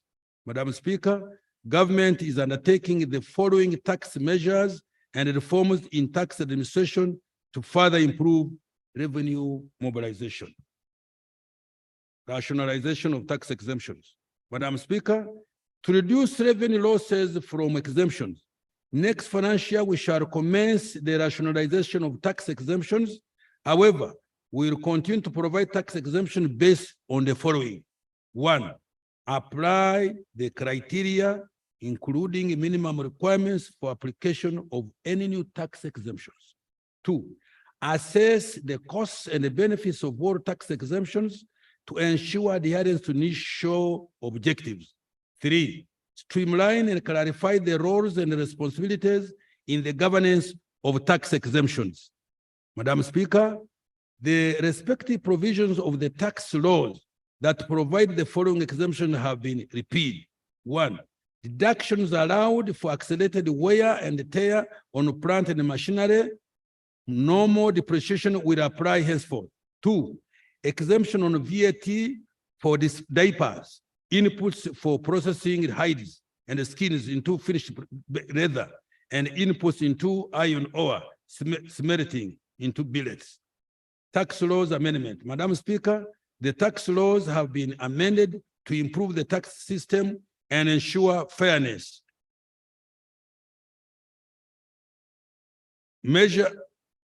These measures have generated 615 billion in addition to revenue next year, equivalent to 3.3% of GDP. The amendments are detailed in the respective tax laws approved by Parliament. I will, however, highlight a few of these amendments later on. Income tax. Madam Speaker, the Income Tax Act has been amended to allow taxpayers who obtain credit facilities from SACCOs, non-deposit-taking microfinance institutions, self-help groups, and community-based microfinance institutions to deduct the entire interest on loans from these institutions as a business expense while determining their taxable income. This is the practice for taxpayers borrowing from commercial banks and microfinance institutions. The objective of this measure is to extend this benefit to borrowers of microfinance institutions and money lenders. This will support low-income individuals and groups to enable them access financial services and improve profitability and survival rate of the SMEs. Madam Speaker, in addition to withholding tax of 10%, Madam Speaker, in addition, a withholding tax of 10% has been imposed on commissions paid to agent bankers to equalize their tax treatment with other agents operating similar businesses, such as mobile money agents. Value added tax. Madam Speaker, the VAT Act has been amended to 1, exempt the supply of concentrates and seed cake from VAT to incentivize local manufacturing of animal feeds and premixes. 2, allow non-resident taxpayers to file returns and pay tax in United Dollars to facilitate compliance of non-resident taxpayers operating in Uganda. 3, require foreign remote providers of electronic goods and services to account for VAT on goods and services sold in Uganda, so as to bring e-commerce transactions into the tax system. In addition, the scope of electronic services on which VAT is applicable has been expanded to include, among others, films, games of chance, advertising platforms, streamlining platforms, cab hailing services, cloud storage, and data warehousing. Excise Duty Act Amendment. Madam Speaker, the Excise Duty Act has been amended to remove the excise duty of $9 per minute on incoming international calls originating from United Republic of Tanzania. This will include Tanzania in the one area network comprising the other East African Community member states. Phone users in East African Community will now be able to make and receive calls at local rates regardless of their location within the one network area. Madam Speaker, the size of investment capital required for an investor to benefit from excise duty exemption on construction materials has been reduced from $5 million to 50 million for Uganda nationals. Foreign investors will be required to have investment capital of at least $50 million in order to benefit from this exemption. In order to deter undervaluation, excise duty on mineral water, bottled water, and other waters purposely for drinking has been imposed at 10% or shilling 75 per liter, whichever is higher. The Excise Duty Act has also been amended to clarify the taxation of spirits for human consumption on one hand, and the exemption from excise duty of spirits used as raw materials for the production of disinfectants and sanitizers. Tax Procedure Code and Amendment. Madam Speaker, the Tax Procedure Code Act has been amended to waive any interest and penalty on tax arrears outstanding as of 30th June 2023 in order to address requests from taxpayers who have cited the hardship caused by the COVID-19 lockdown. This provision is, however, limited to taxpayers who come out and pay by 31st December 2023. Where the taxpayer pays part of the principal tax outstanding by the deadline, the payment of interest and penalty shall be waived on a pro-rata basis. After that date, URA will decisively enforce recovery of all taxes and penalties. Ratification of the Convention of the Mutual Administrative Act Assistance in Tax Matters, Implementation Act. Madam Speaker, Parliament has enacted a Convention on Mutual Administrative Assistance in Tax Matters, Implementation Act 2023. This is to increase cooperation among tax authorities in participating countries to tackle tax avoidance and cross-border tax evasion. This will assist URA to receive correct information to deter illicit financial transactions where the country is estimated to lose revenue amounting to shillings 300 to 500 billion annually. Tax administration reforms. Madam Speaker, sustainable revenue collection requires efficiency in the management and administration of the tax system. The following measures will be undertaken. 1, strengthening the taxpayer register expansion program framework, which is a collaboration between Uganda Revenue Authority, Uganda Registration Services Bureau, Kampala Capital City Authority, and the Ministry of Local Government in revenue collection. This framework targets to improve the environment for business formalization and growth. 2, supporting local governments to enhance their revenue effort, including using electronic systems. 3, undertaking VAT field audits, complex audits, and strengthening data recovery. 4, leveraging ICT to analyze the data and integrating with other government systems to properly identify the taxable transactions and taxpayers. 5, improving taxpayer awareness to know their rights and obligations and enhance stakeholder engagements. 6, continuing tax education and awareness intervention across regions, sectors, and gender. 7, further strengthening of URA staff compliance to procedures, guidelines, and standards to curb corruption tendencies and minimize revenue leakages, including staff deployment in areas with highest risk for revenue collection. 8, utilizing the administrative, the alternative dispute resolution mechanism by negotiating with the taxpayers for settlement of tax disputes out of the court system to avoid delays in the resolution of tax disputes. 9, using ICT systems such as electronic fiscal receipting and invoicing system, electronic fiscal devices, and the digital tracking system, tax stamps, and rental tax solution, and the telecom sector activities. 10, continuing the outgoing integrity drive to combat corruption. Let me repeat this. Continuing the ongoing integrity drive to combat corruption and other vices essential for improving revenue collection.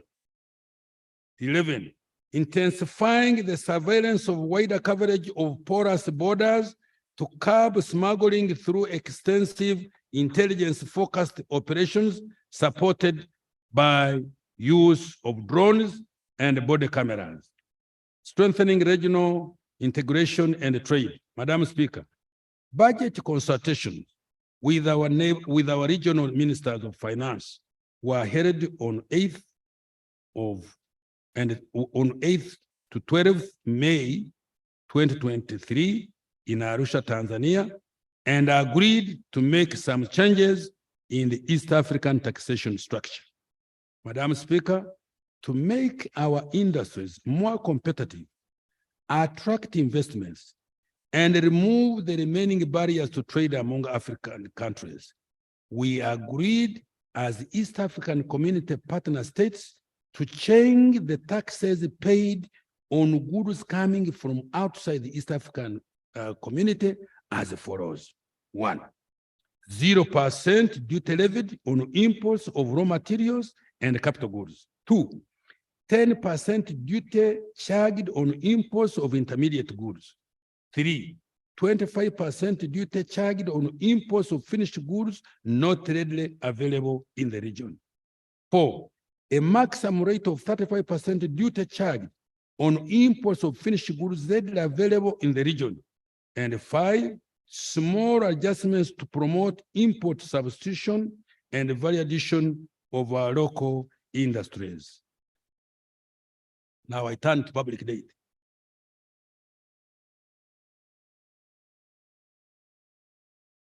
Madam Speaker, Uganda's public debt stood at shillings 80.2 trillion, equivalent to 21.7 US billion as at the end of December 2022. Of this amount, external debt was shillings 47.9 trillion, equivalent to 12.9 US billion, while domestic debt was 33.4 trillion Uganda shillings, equivalent to US $8.9 billion.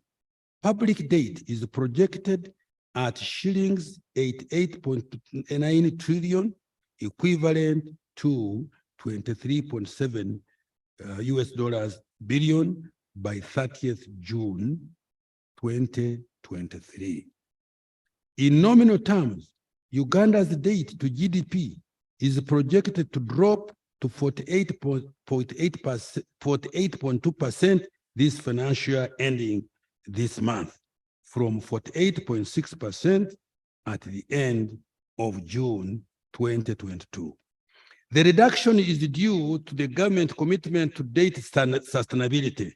This is slightly below the government policy target of not more than 50% of GDP, and also below the 52.4 threshold provided for in the Charter of Fiscal Responsibility as at the end of financial year 23-24. Madam Speaker, the debt service to domestic revenue is projected at 34.1% for the financial year ending June, compared to 30.6% in the previous year. The increase in debt service cost was due to external commercial and domestic borrowing. This takes away money from the budget, which would have funded other government priorities such as health and education. Date sustainability. Madam Speaker, to maintain date sustainability, government will work to, one, ensure effective implementation of the domestic revenue mobilization strategy to boost the capacity to increase domestic revenue collection. Two, reduce expenditure in areas of lower priority in order to support fiscal consolidation. Three, access new sources of financing, including climate and green financing, leveraging private equity for infrastructure investment and scaling up public-private partnerships, and leverage non-traditional innovative funding structures and identifying appropriate credit enhancement mechanisms. Four, limit non-concession date to high impact, high return projects, such as the standard gauge railway projects, development of industrial parks, power transmission lines, water for production and tourism roads. Five, reduce domestic borrowing. Measures to deepen the debt market. Madam Speaker, my ministry has been working with the Bank of Uganda to reform the domestic capital market and make it more competitive. These reforms include rolling out of the use of a mobile money platform for investing in government treasury bill and bonds to broaden the investor base by enabling ordinary Ugandans to participate, increase competition, and reduce the cost of borrowing. Two, finalize the framework for creating new and innovative government bonds to finance the budget, including infrastructure bond for financing infrastructure projects, green bonds for financing climate smart projects, Shukuku bonds for integrating development finance based on Islamic banking principles, among others. Madam Speaker, the draft bills to operationalize Islamic banking in Uganda are ready for submission to Parliament. I urge Parliament to expedite their enactment to allow the private sector to access this source of funding. Resource envelope for financial year 23-24. Madam Speaker, the resource envelope for financial year 23-24 amounts to shillings 52.7 trillion as detailed below. One, domestic revenue amounts to 29.7 trillion, of which 27.4 trillion will be tax revenue, and the 2.3 trillion will be non-tax revenue. Two, domestic borrowing amounts to 3.2 trillion. Three, budget support accounts for, budget support 2.8 trillion. Four, external financing for projects amounting to shillings 8.3 trillion, of which 3.0 Uganda shilling trillion is from grants and shillings 5.3 trillion is from loans. Five, appropriation in aid collected by local governments amount to shillings 287 billion. Domestic debt refinancing will amount to shillings 8.4 trillion. Seven, other financing shillings 222.0 billion. Madam Speaker, total expenditure will be 52.7 trillion. Wages and salaries will amount to 7.3 trillion, and non-wage recurrent expenditure 13.5 trillion. Government of Uganda development expenditure amounts to 6.1 trillion, and external project supporting financing is 8.3 trillion Uganda shillings. Areas worth 215.8 billion will be settled. Appropriation aid shillings 287 billion have been provided for. External debt repayment amounting to shillings 2.6 trillion and interest payment of shillings 6.1 trillion will be made.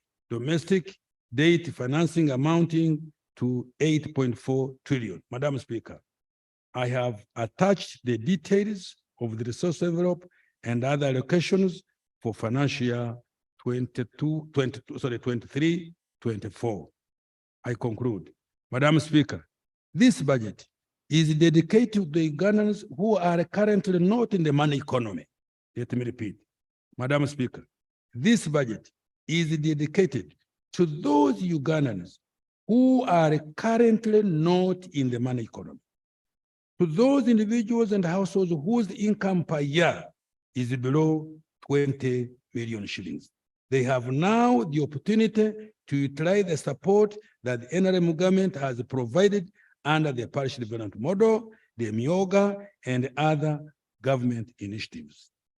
This budget supports taxpayers who are recovering from the after effect COVID-19.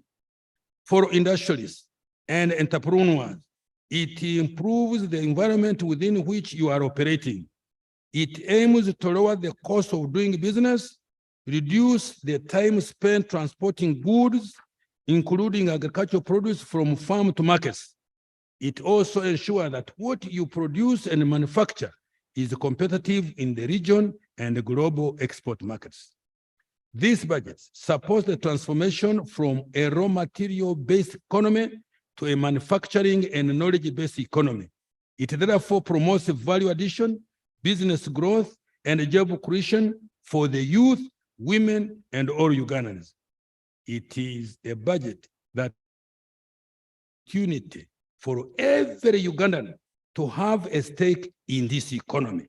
I therefore dedicate this budget to those Ugandans who are working hard day and night to expand and modernize our economy and our country.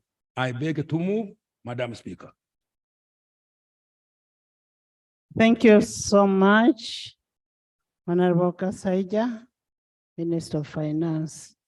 Just a slight correction on resource envelope for financial year 2023-2024, and this is for our Hansard. Other financing is 229.0 billion, not 222. Just a slight correction.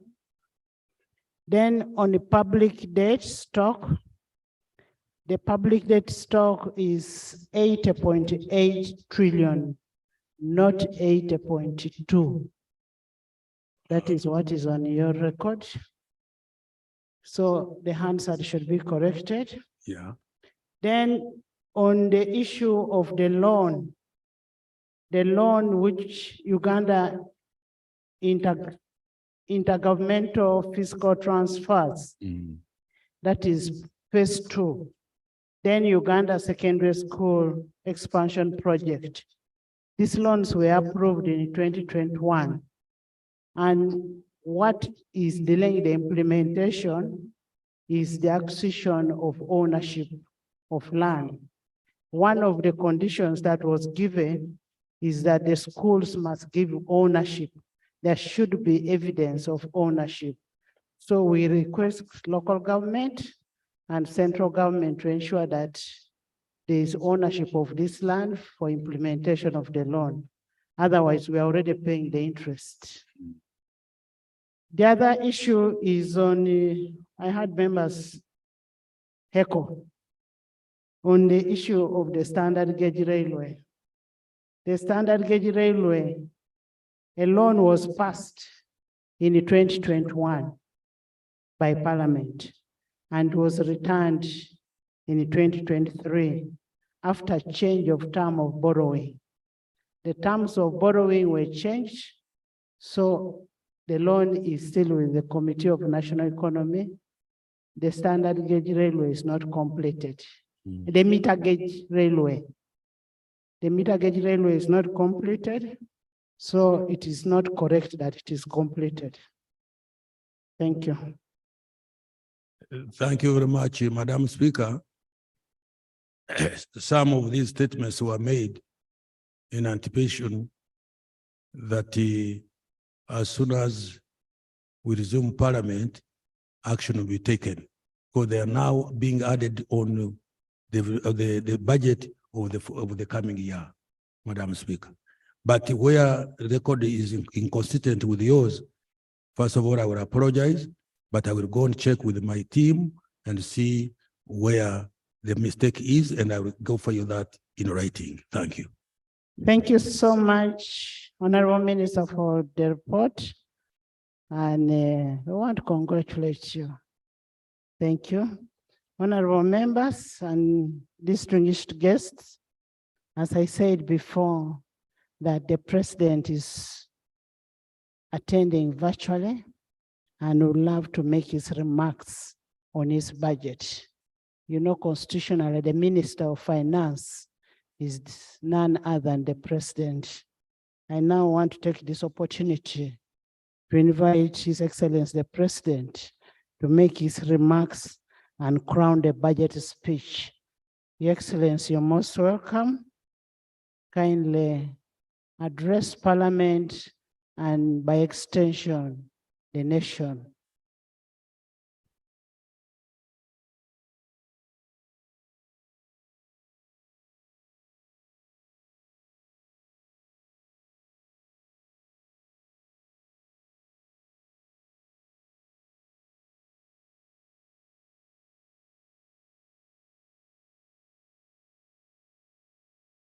The Right Honorable Prime Minister, all the other leaders of the state and the party,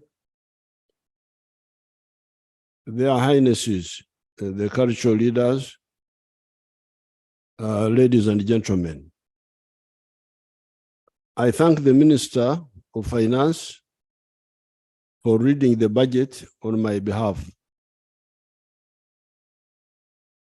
As I told you in the State of the Nation address, and as the Minister told you a little while ago, our economy will be US dollars 55.2 billion by the end of the coming financial year. This will mean that our economy will have grown by 37 times. It has increased 37 times in size compared to Uganda's economy of 1986. Therefore, we have done a good job on the three tasks. These tasks should be clear to all of you who get involved in running public affairs. Otherwise, you will make a lot of mistakes.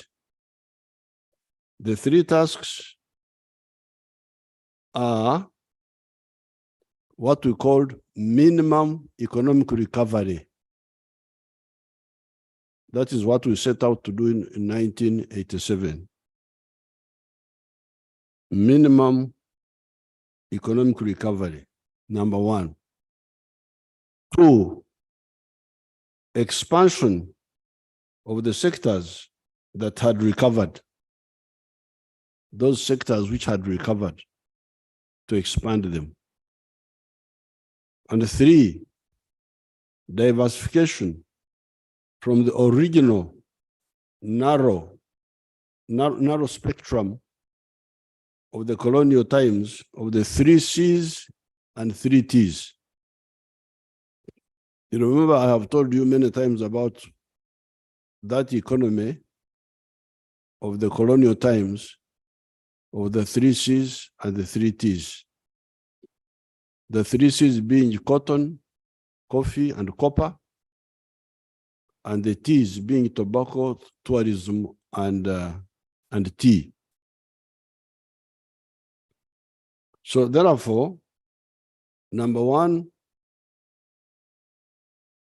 we restored that small economy which had been destroyed. That is what we called the minimum recovery. Secondly, we expanded that small economy. That's why, for instance, you hear that coffee, which was 2 million bags, is now 9 million bags. Tea which was 23 million kilograms in 1986, is now 60 million kilograms. So, number one, recovery. Number two, expansion. Number three, diversification from the original narrow economy of the 3 Cs and 3 Ts to many more commercialized products, such as what? Fish. Fish was dying of old age in Lake Victoria here. But now we have something like, at one time we had gone to 22 factories, but now I think we have like 12 factories of fish. Maize was just for roasting on the roadside. People didn't know that maize was money. But now maize, in fact, they used to make a distinction between what they call cash crop and food crop. And food crop was supposed not to be cash crop. So maize was cash crop, was food crop, not cash crop. It is now both. Bananas, milk, that's how my tribe had been left out of the money economy by the colonial people. Milk was just for drinking and making the Banyankore very fat, Banyankore women very fat. But it was not a source of money. For money, for milk of selling in the towns, it was coming either from abroad or from Kenya, KCC. Beef, cocoa, beans, gold, etc. All these have now been added. So therefore, clearly, minimum recovery, expansion, diversification should be clear to all of you who talk so much about some of these things. Those are the 3 tasks. But we also added a 4th task, the knowledge economy.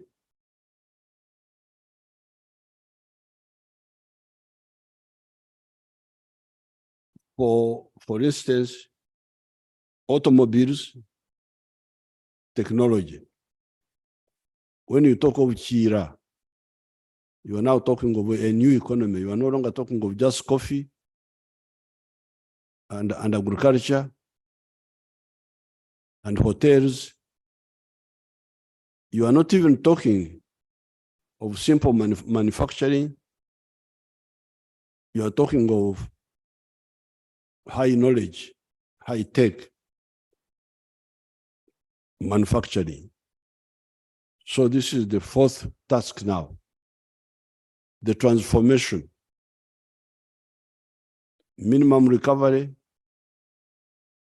expansion, diversification of what was there, but also new type of economy based on science and high technology. Example, automobiles, pharmaceuticals, vaccines, etc. This is in addition to some limited industrialization for some of the products in the areas of sugar, for instance, steel products by recycling scrap, soap manufacture, beer, beverages, cement, etc. So apart from the high tech, we're already moving also on that really low technology, value addition to our raw materials. And these are very important, very interesting figures. This value addition, sort of partial industrialization, is aimed at two missions. Number one, import substitution. Mulekerawo okusaka. Don't import, make locally. But also export promotion. Now, apparently, when I was writing this short speech, when here in my house, when some people said I was in ICU, I think my ICU here is a good one because it allows me to do one or two things assisted by my comrade, Mama Janet, who is here, from a distance, as you can see, safe distance. So when I was writing this short speech, I asked my people, and I would like Omguruska Seija and his team to cross-check these figures, but because if they are true, they are very interesting. The import substitution value of these industrial products, these small industries of ours here, for Mitaimbwa, for all these Sabuni, those low-tech industries. Apparently, the import substitution value of these industrial products is about US dollars 3.6 billion. I didn't know that these small factories of Mitaimbwa, steel bars, soap, all these our little factories, that they are saving us a figure of $3.6 billion, which we would have to look for if we are still importing them. But they are also apparently bringing into the country as export earnings US dollars 1.6 billion.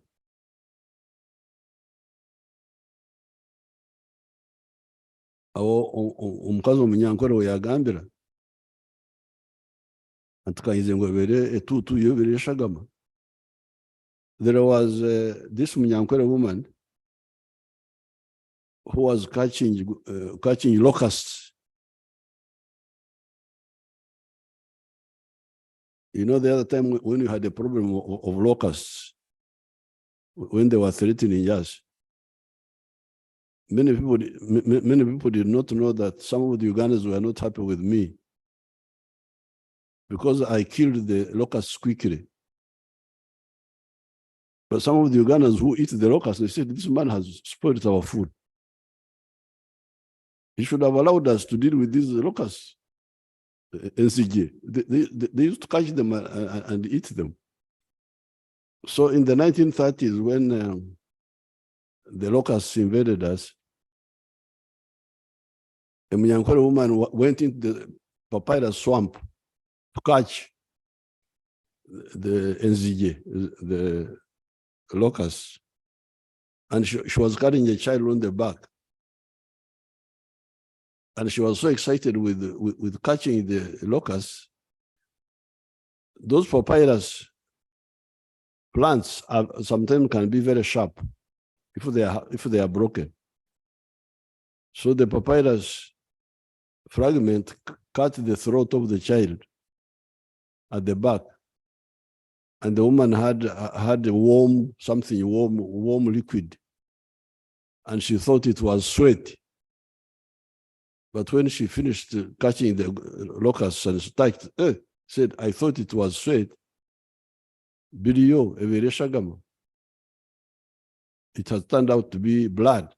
So me, I didn't know that the little work we were doing I thought it was sweat, but apparently it is blood. It is something serious. We are saving you 3.6 billion import substitution and earning for you $1.6 billion from the exports of now no longer just coffee and so on and these other things, but industrial products. That's really, I was very happy to get that figure. However, the big proportion of our economy is still a raw materials economy. So please, especially the NRM cadres, understand this very clearly. This economy we are saying has grown, as Mr. Kaseja was saying, to $49 billion now, and it will be 55 point something billion by the end of this financial year, which we have entered.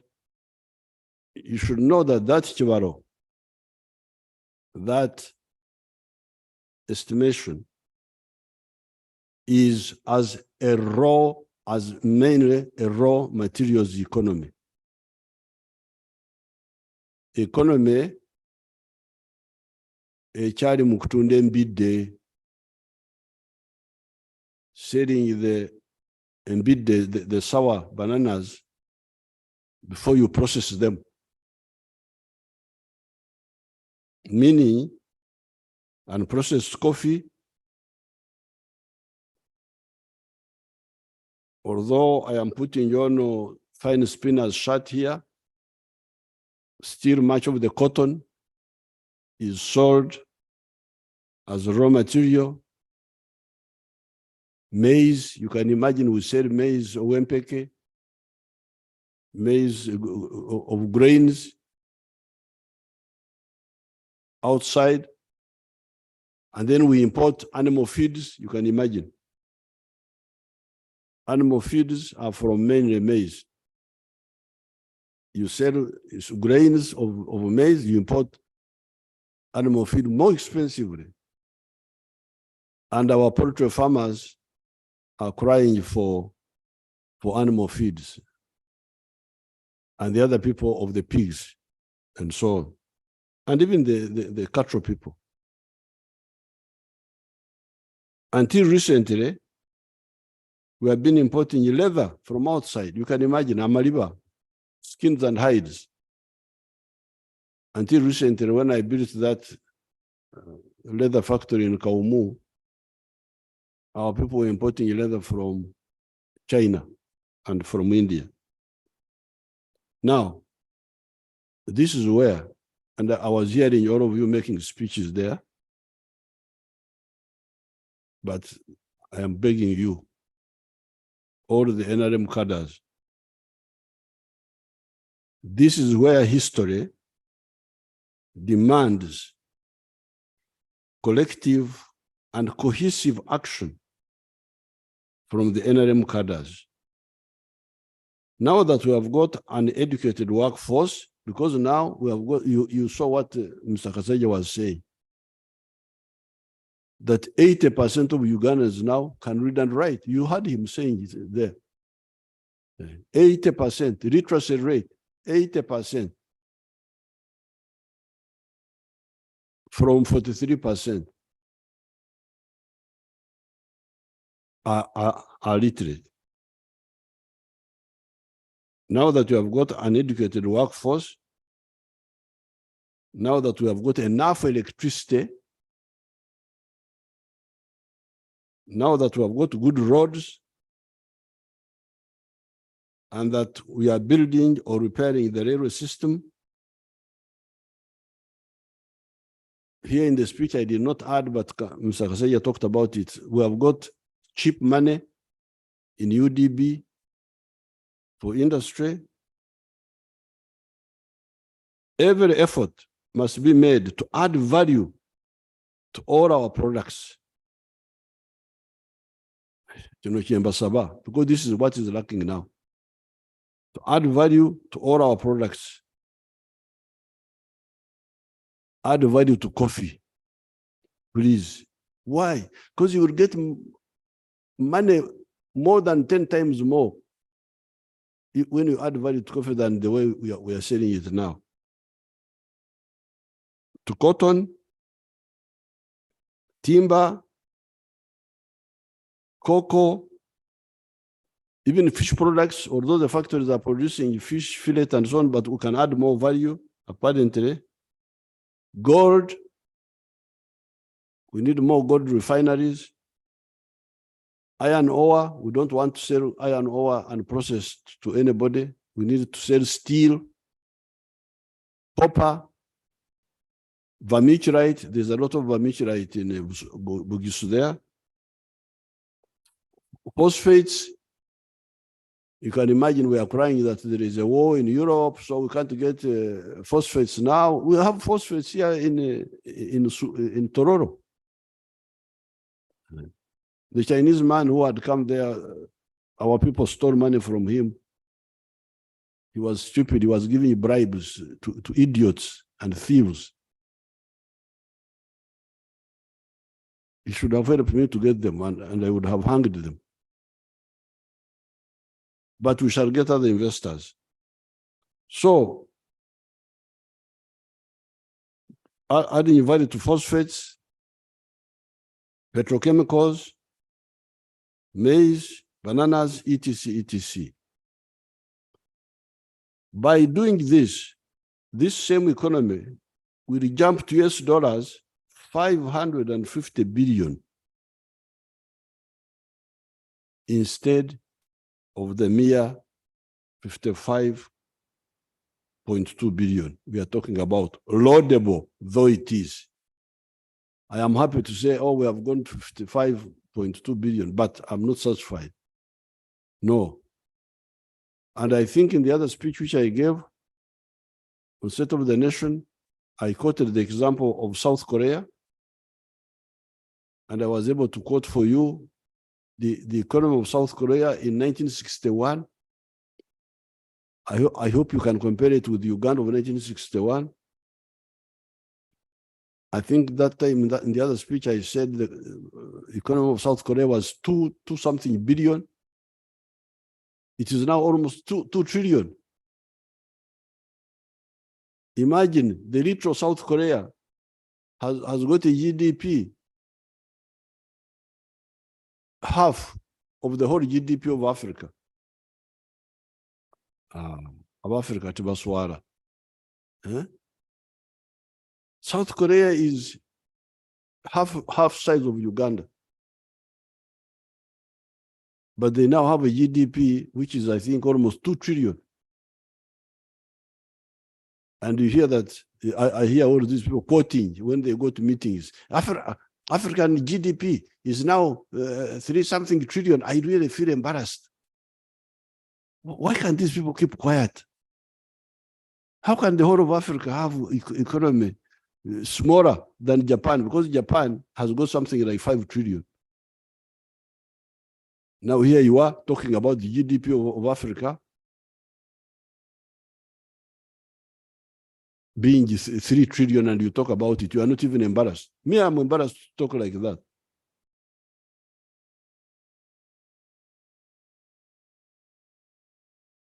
That's what I was telling the NRM MPs in Kyankwanzi. You are talking of the oversight. Oversight. Okay, thank you very much. But is it in order to oversight backwardness? And you feel satisfied that I'm overseeing you, backwardness. 39% of the people who are outside the money economy, coffee, raw material, which is 100% given away free. We are not, you should talk of transformation. You should be transformation agents. So therefore, for me, I'm insisting. Why do I say that? And I would like anybody to challenge me after this, when I get out from this corona. I will be able to face anybody who wants a challenge. Why do I say this? It is because the 55.2 billion you are talking about dollars we are talking about presupposes only a quantitative expansion of our economy through creating more products. You grow more coffee, you grow more coffee. That's how you end up. You grow more maize, more raw materials. That's how you end up growing by 6%. The one Mr. Kaseja was talking about. But if instead of just growing coffee beans, if I process a kilo of coffee from bean to powder, instead of earning $2, I earn $40. What is that percentage now? No. I'm not ready to accept that. That slave plan of slavery for Africa. My envisioned economy of US dollars, 550 billion, acknowledges the already achieved goal of quantitative expansion. Grow more coffee, grow more maize, grow more what? Fantastic. But when you add value, what growth speed are you talking about?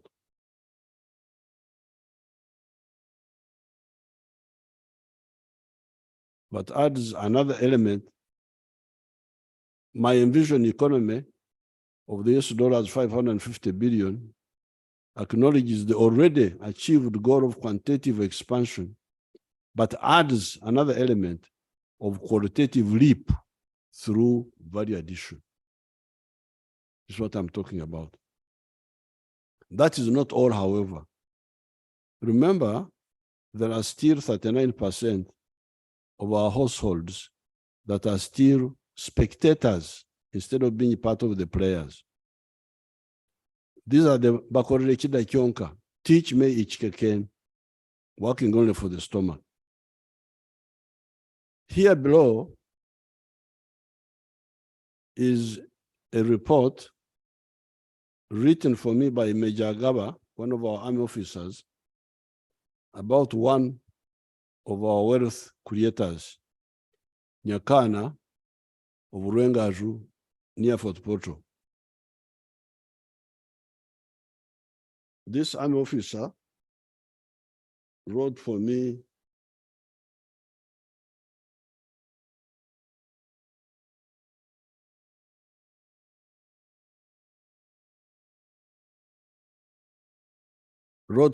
a report after she had visited there with the cattle rustlers from Karamoja. These young cattle rustlers contacted me when I was in Baregi, and I met them and I said, okay, you think stealing cows is good? Let me show you how people who like cows do things. So I took them around to Fort Portal, to different places. Now this Major Gava went with them to Fort Portal and other places. When she came back, she wrote this simple report. The farm, the Nyakana's farm, even today, I think another huge group of cattle rustlers are there.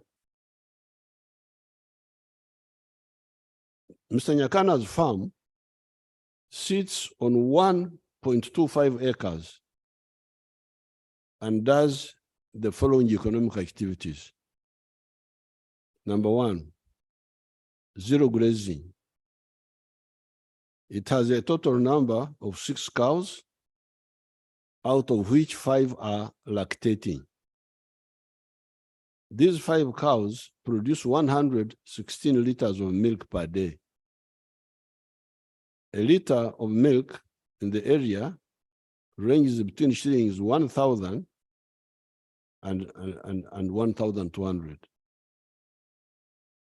Earnings, he sells 100 liters per day and spends 40,000 per day on their feeding. So that is 100 liters times 1,000 shillings. That's 100,000 shillings minus 40,000 shillings expenditure. So his daily net income from cows is 60,000. This is net now. He has removed the costs. So daily 60,000 times 30 days, 1.8 million a month, times 12 months, 21.6 million from milk on 1 acre, 1.25 acres. Then his other enterprise was poultry, is poultry. He has got 7,500 birds. This is the language, of course, I don't use myself because I don't call enkoko are not enyonyi. This we are of foreigners which you copy. Enyonyi is enyonyi, enkoko is enkoko. You can't say enkoko is enyonyi. You must be mad. You can't be from Africa here. I've even had some people calling cows animals. Animals. I feel like fighting. You cannot call my cows animals. They are cows. Ente is ente. Enyamaishwa is enyamaishwa. So please deal with your foreigners, but don't bring your confusion to us. But now she's the one who wrote this. That the Nyakana has got 7,500 birds, out of which 4,500 lay eggs. He collects 120 trays of eggs per day and sells each tray at 12,000 shillings. Earnings, 120 trays times 12,000 is 1.44 million per day. But feeding these hens, what they call birds, he spends 1 million for feeding the hens and another 40,000 for labor costs. So out of the 1.44 minus 1 million for feeding, then minus 40,000 for labor costs, this therefore leaves him with 400,000 shillings as a daily net income from chicken.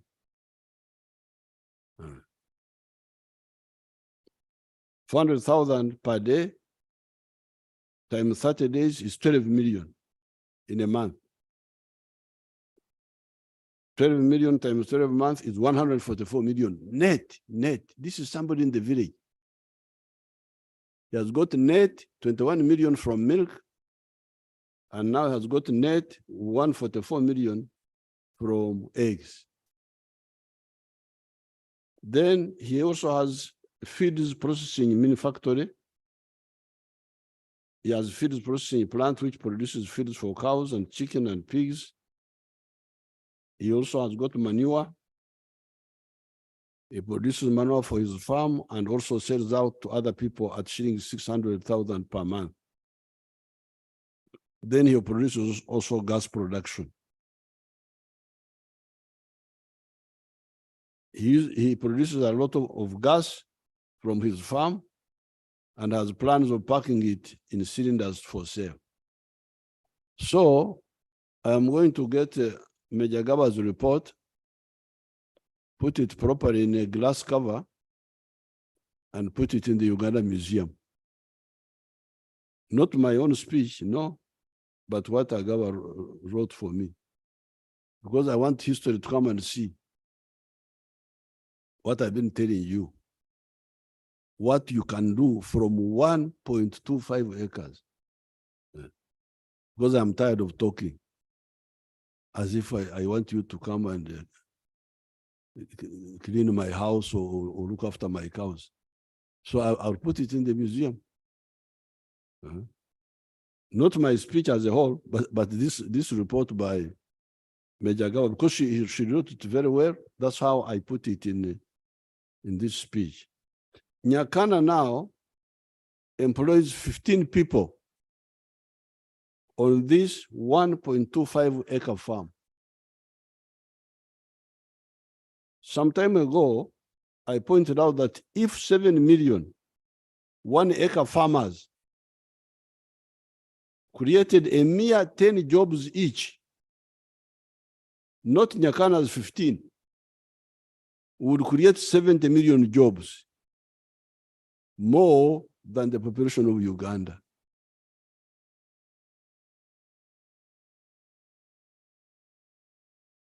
And if you want to know that this is possible, you should find out how many Africans came from other countries and came here. Banyarwanda, Barundi, people from South Sudan, from Tanzania. They came because of the few economic activities which were going on during the colonial times. Coffee, cotton, kajo, sugarcane. That's how they came. They came because the internal labor was not enough. The labor within Uganda was not enough. So these Africans from other areas had to come. So even now, if we implement this, we shall have so many jobs that the Ugandans will not be enough. Therefore, no games, please.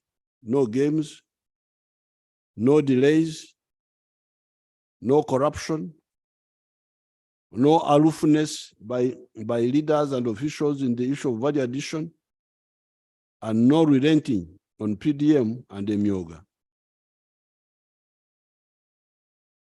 Uganda is unstoppable. Some people, when we tell them quietly, politely, they don't seem to get it.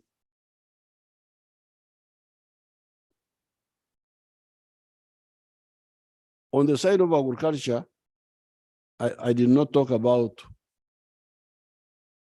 irrigation, solar-powered irrigation, because that one is very, very crucial to be able to stabilize agriculture.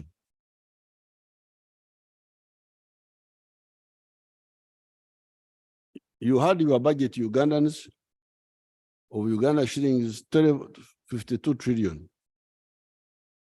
While I support that budget because there is no other solution in the short run, it is important to know, Honorable Kasaija talked about it, but it should be highlighted, to know that shilling 17 trillion of that budget is to pay debts. He talked about it towards the end of his speech. He talked about it, but it should be highlighted. The 52 trillion you are talking about, 17 trillion of it is to pay debts. Amabanja. Many of these debts were being pushed by the neo-colonial public servants until recently, when I put down my foot and insisted on approving every loan. That's why you hear that these loans take time now to be approved, because I insisted I must approve of every loan, external loan. Because all this money was not worth borrowing. If you audit it, it was not borrowed for a good purpose.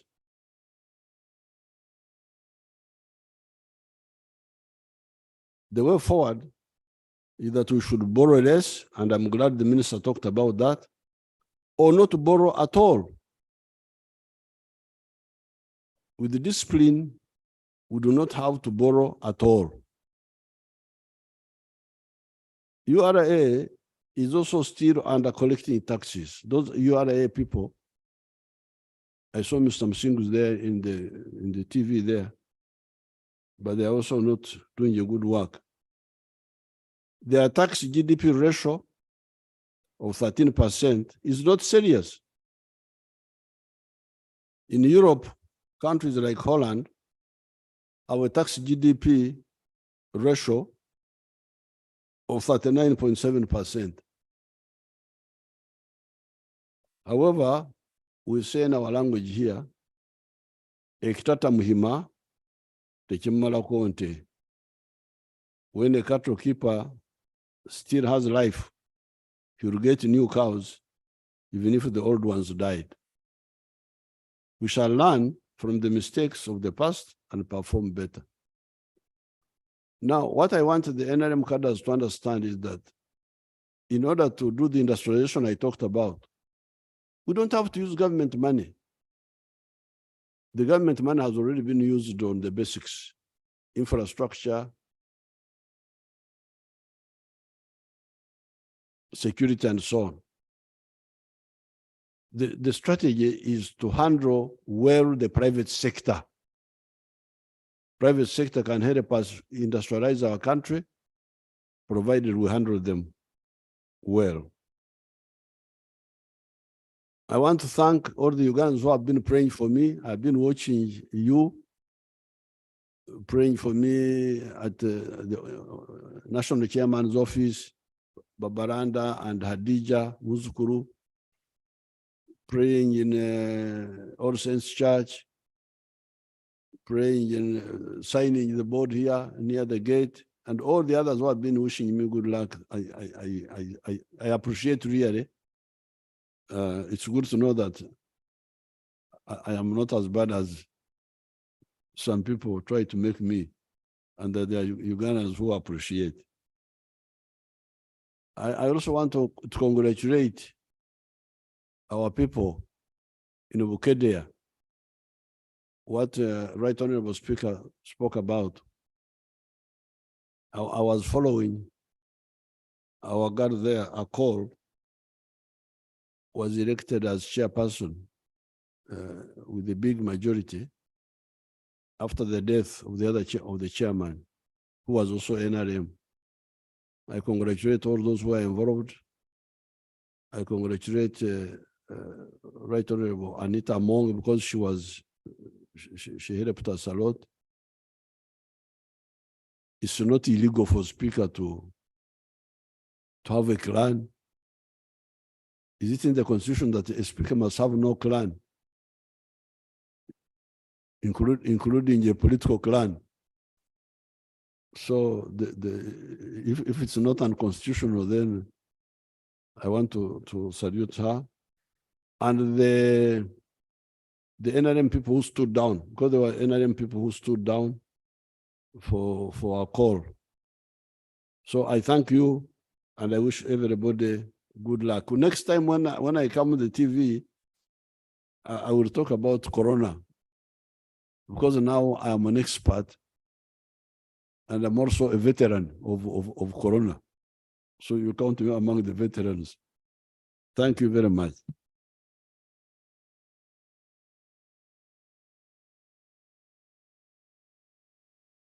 Delivering the budget speech and crowning it, I want to reiterate our commitment as legislature that we will do our work as enshrined in the Constitution and mindful of the money economy. We'll do what all it takes, but mindful of the money economy, and we'll always ensure that there is value for money. We will not allow anything else but value for money for us to increase money in the economy. Thank you so much for us to be able to get what we want. Thank you. Adjournment. I want once again thank the President of the Republic of Uganda and all the dignitaries that were invited and have attended this very special function. In a very special way, I want to thank Mama Janet Museveni for taking good care of our president. I want to thank you so much. And we keep praying for you and the family. And we wish our president a very fast recovery. We want you out there to do work for this country. We are adjourning the House to Tuesday at 2 p.m. 20th June 2023. The anthems.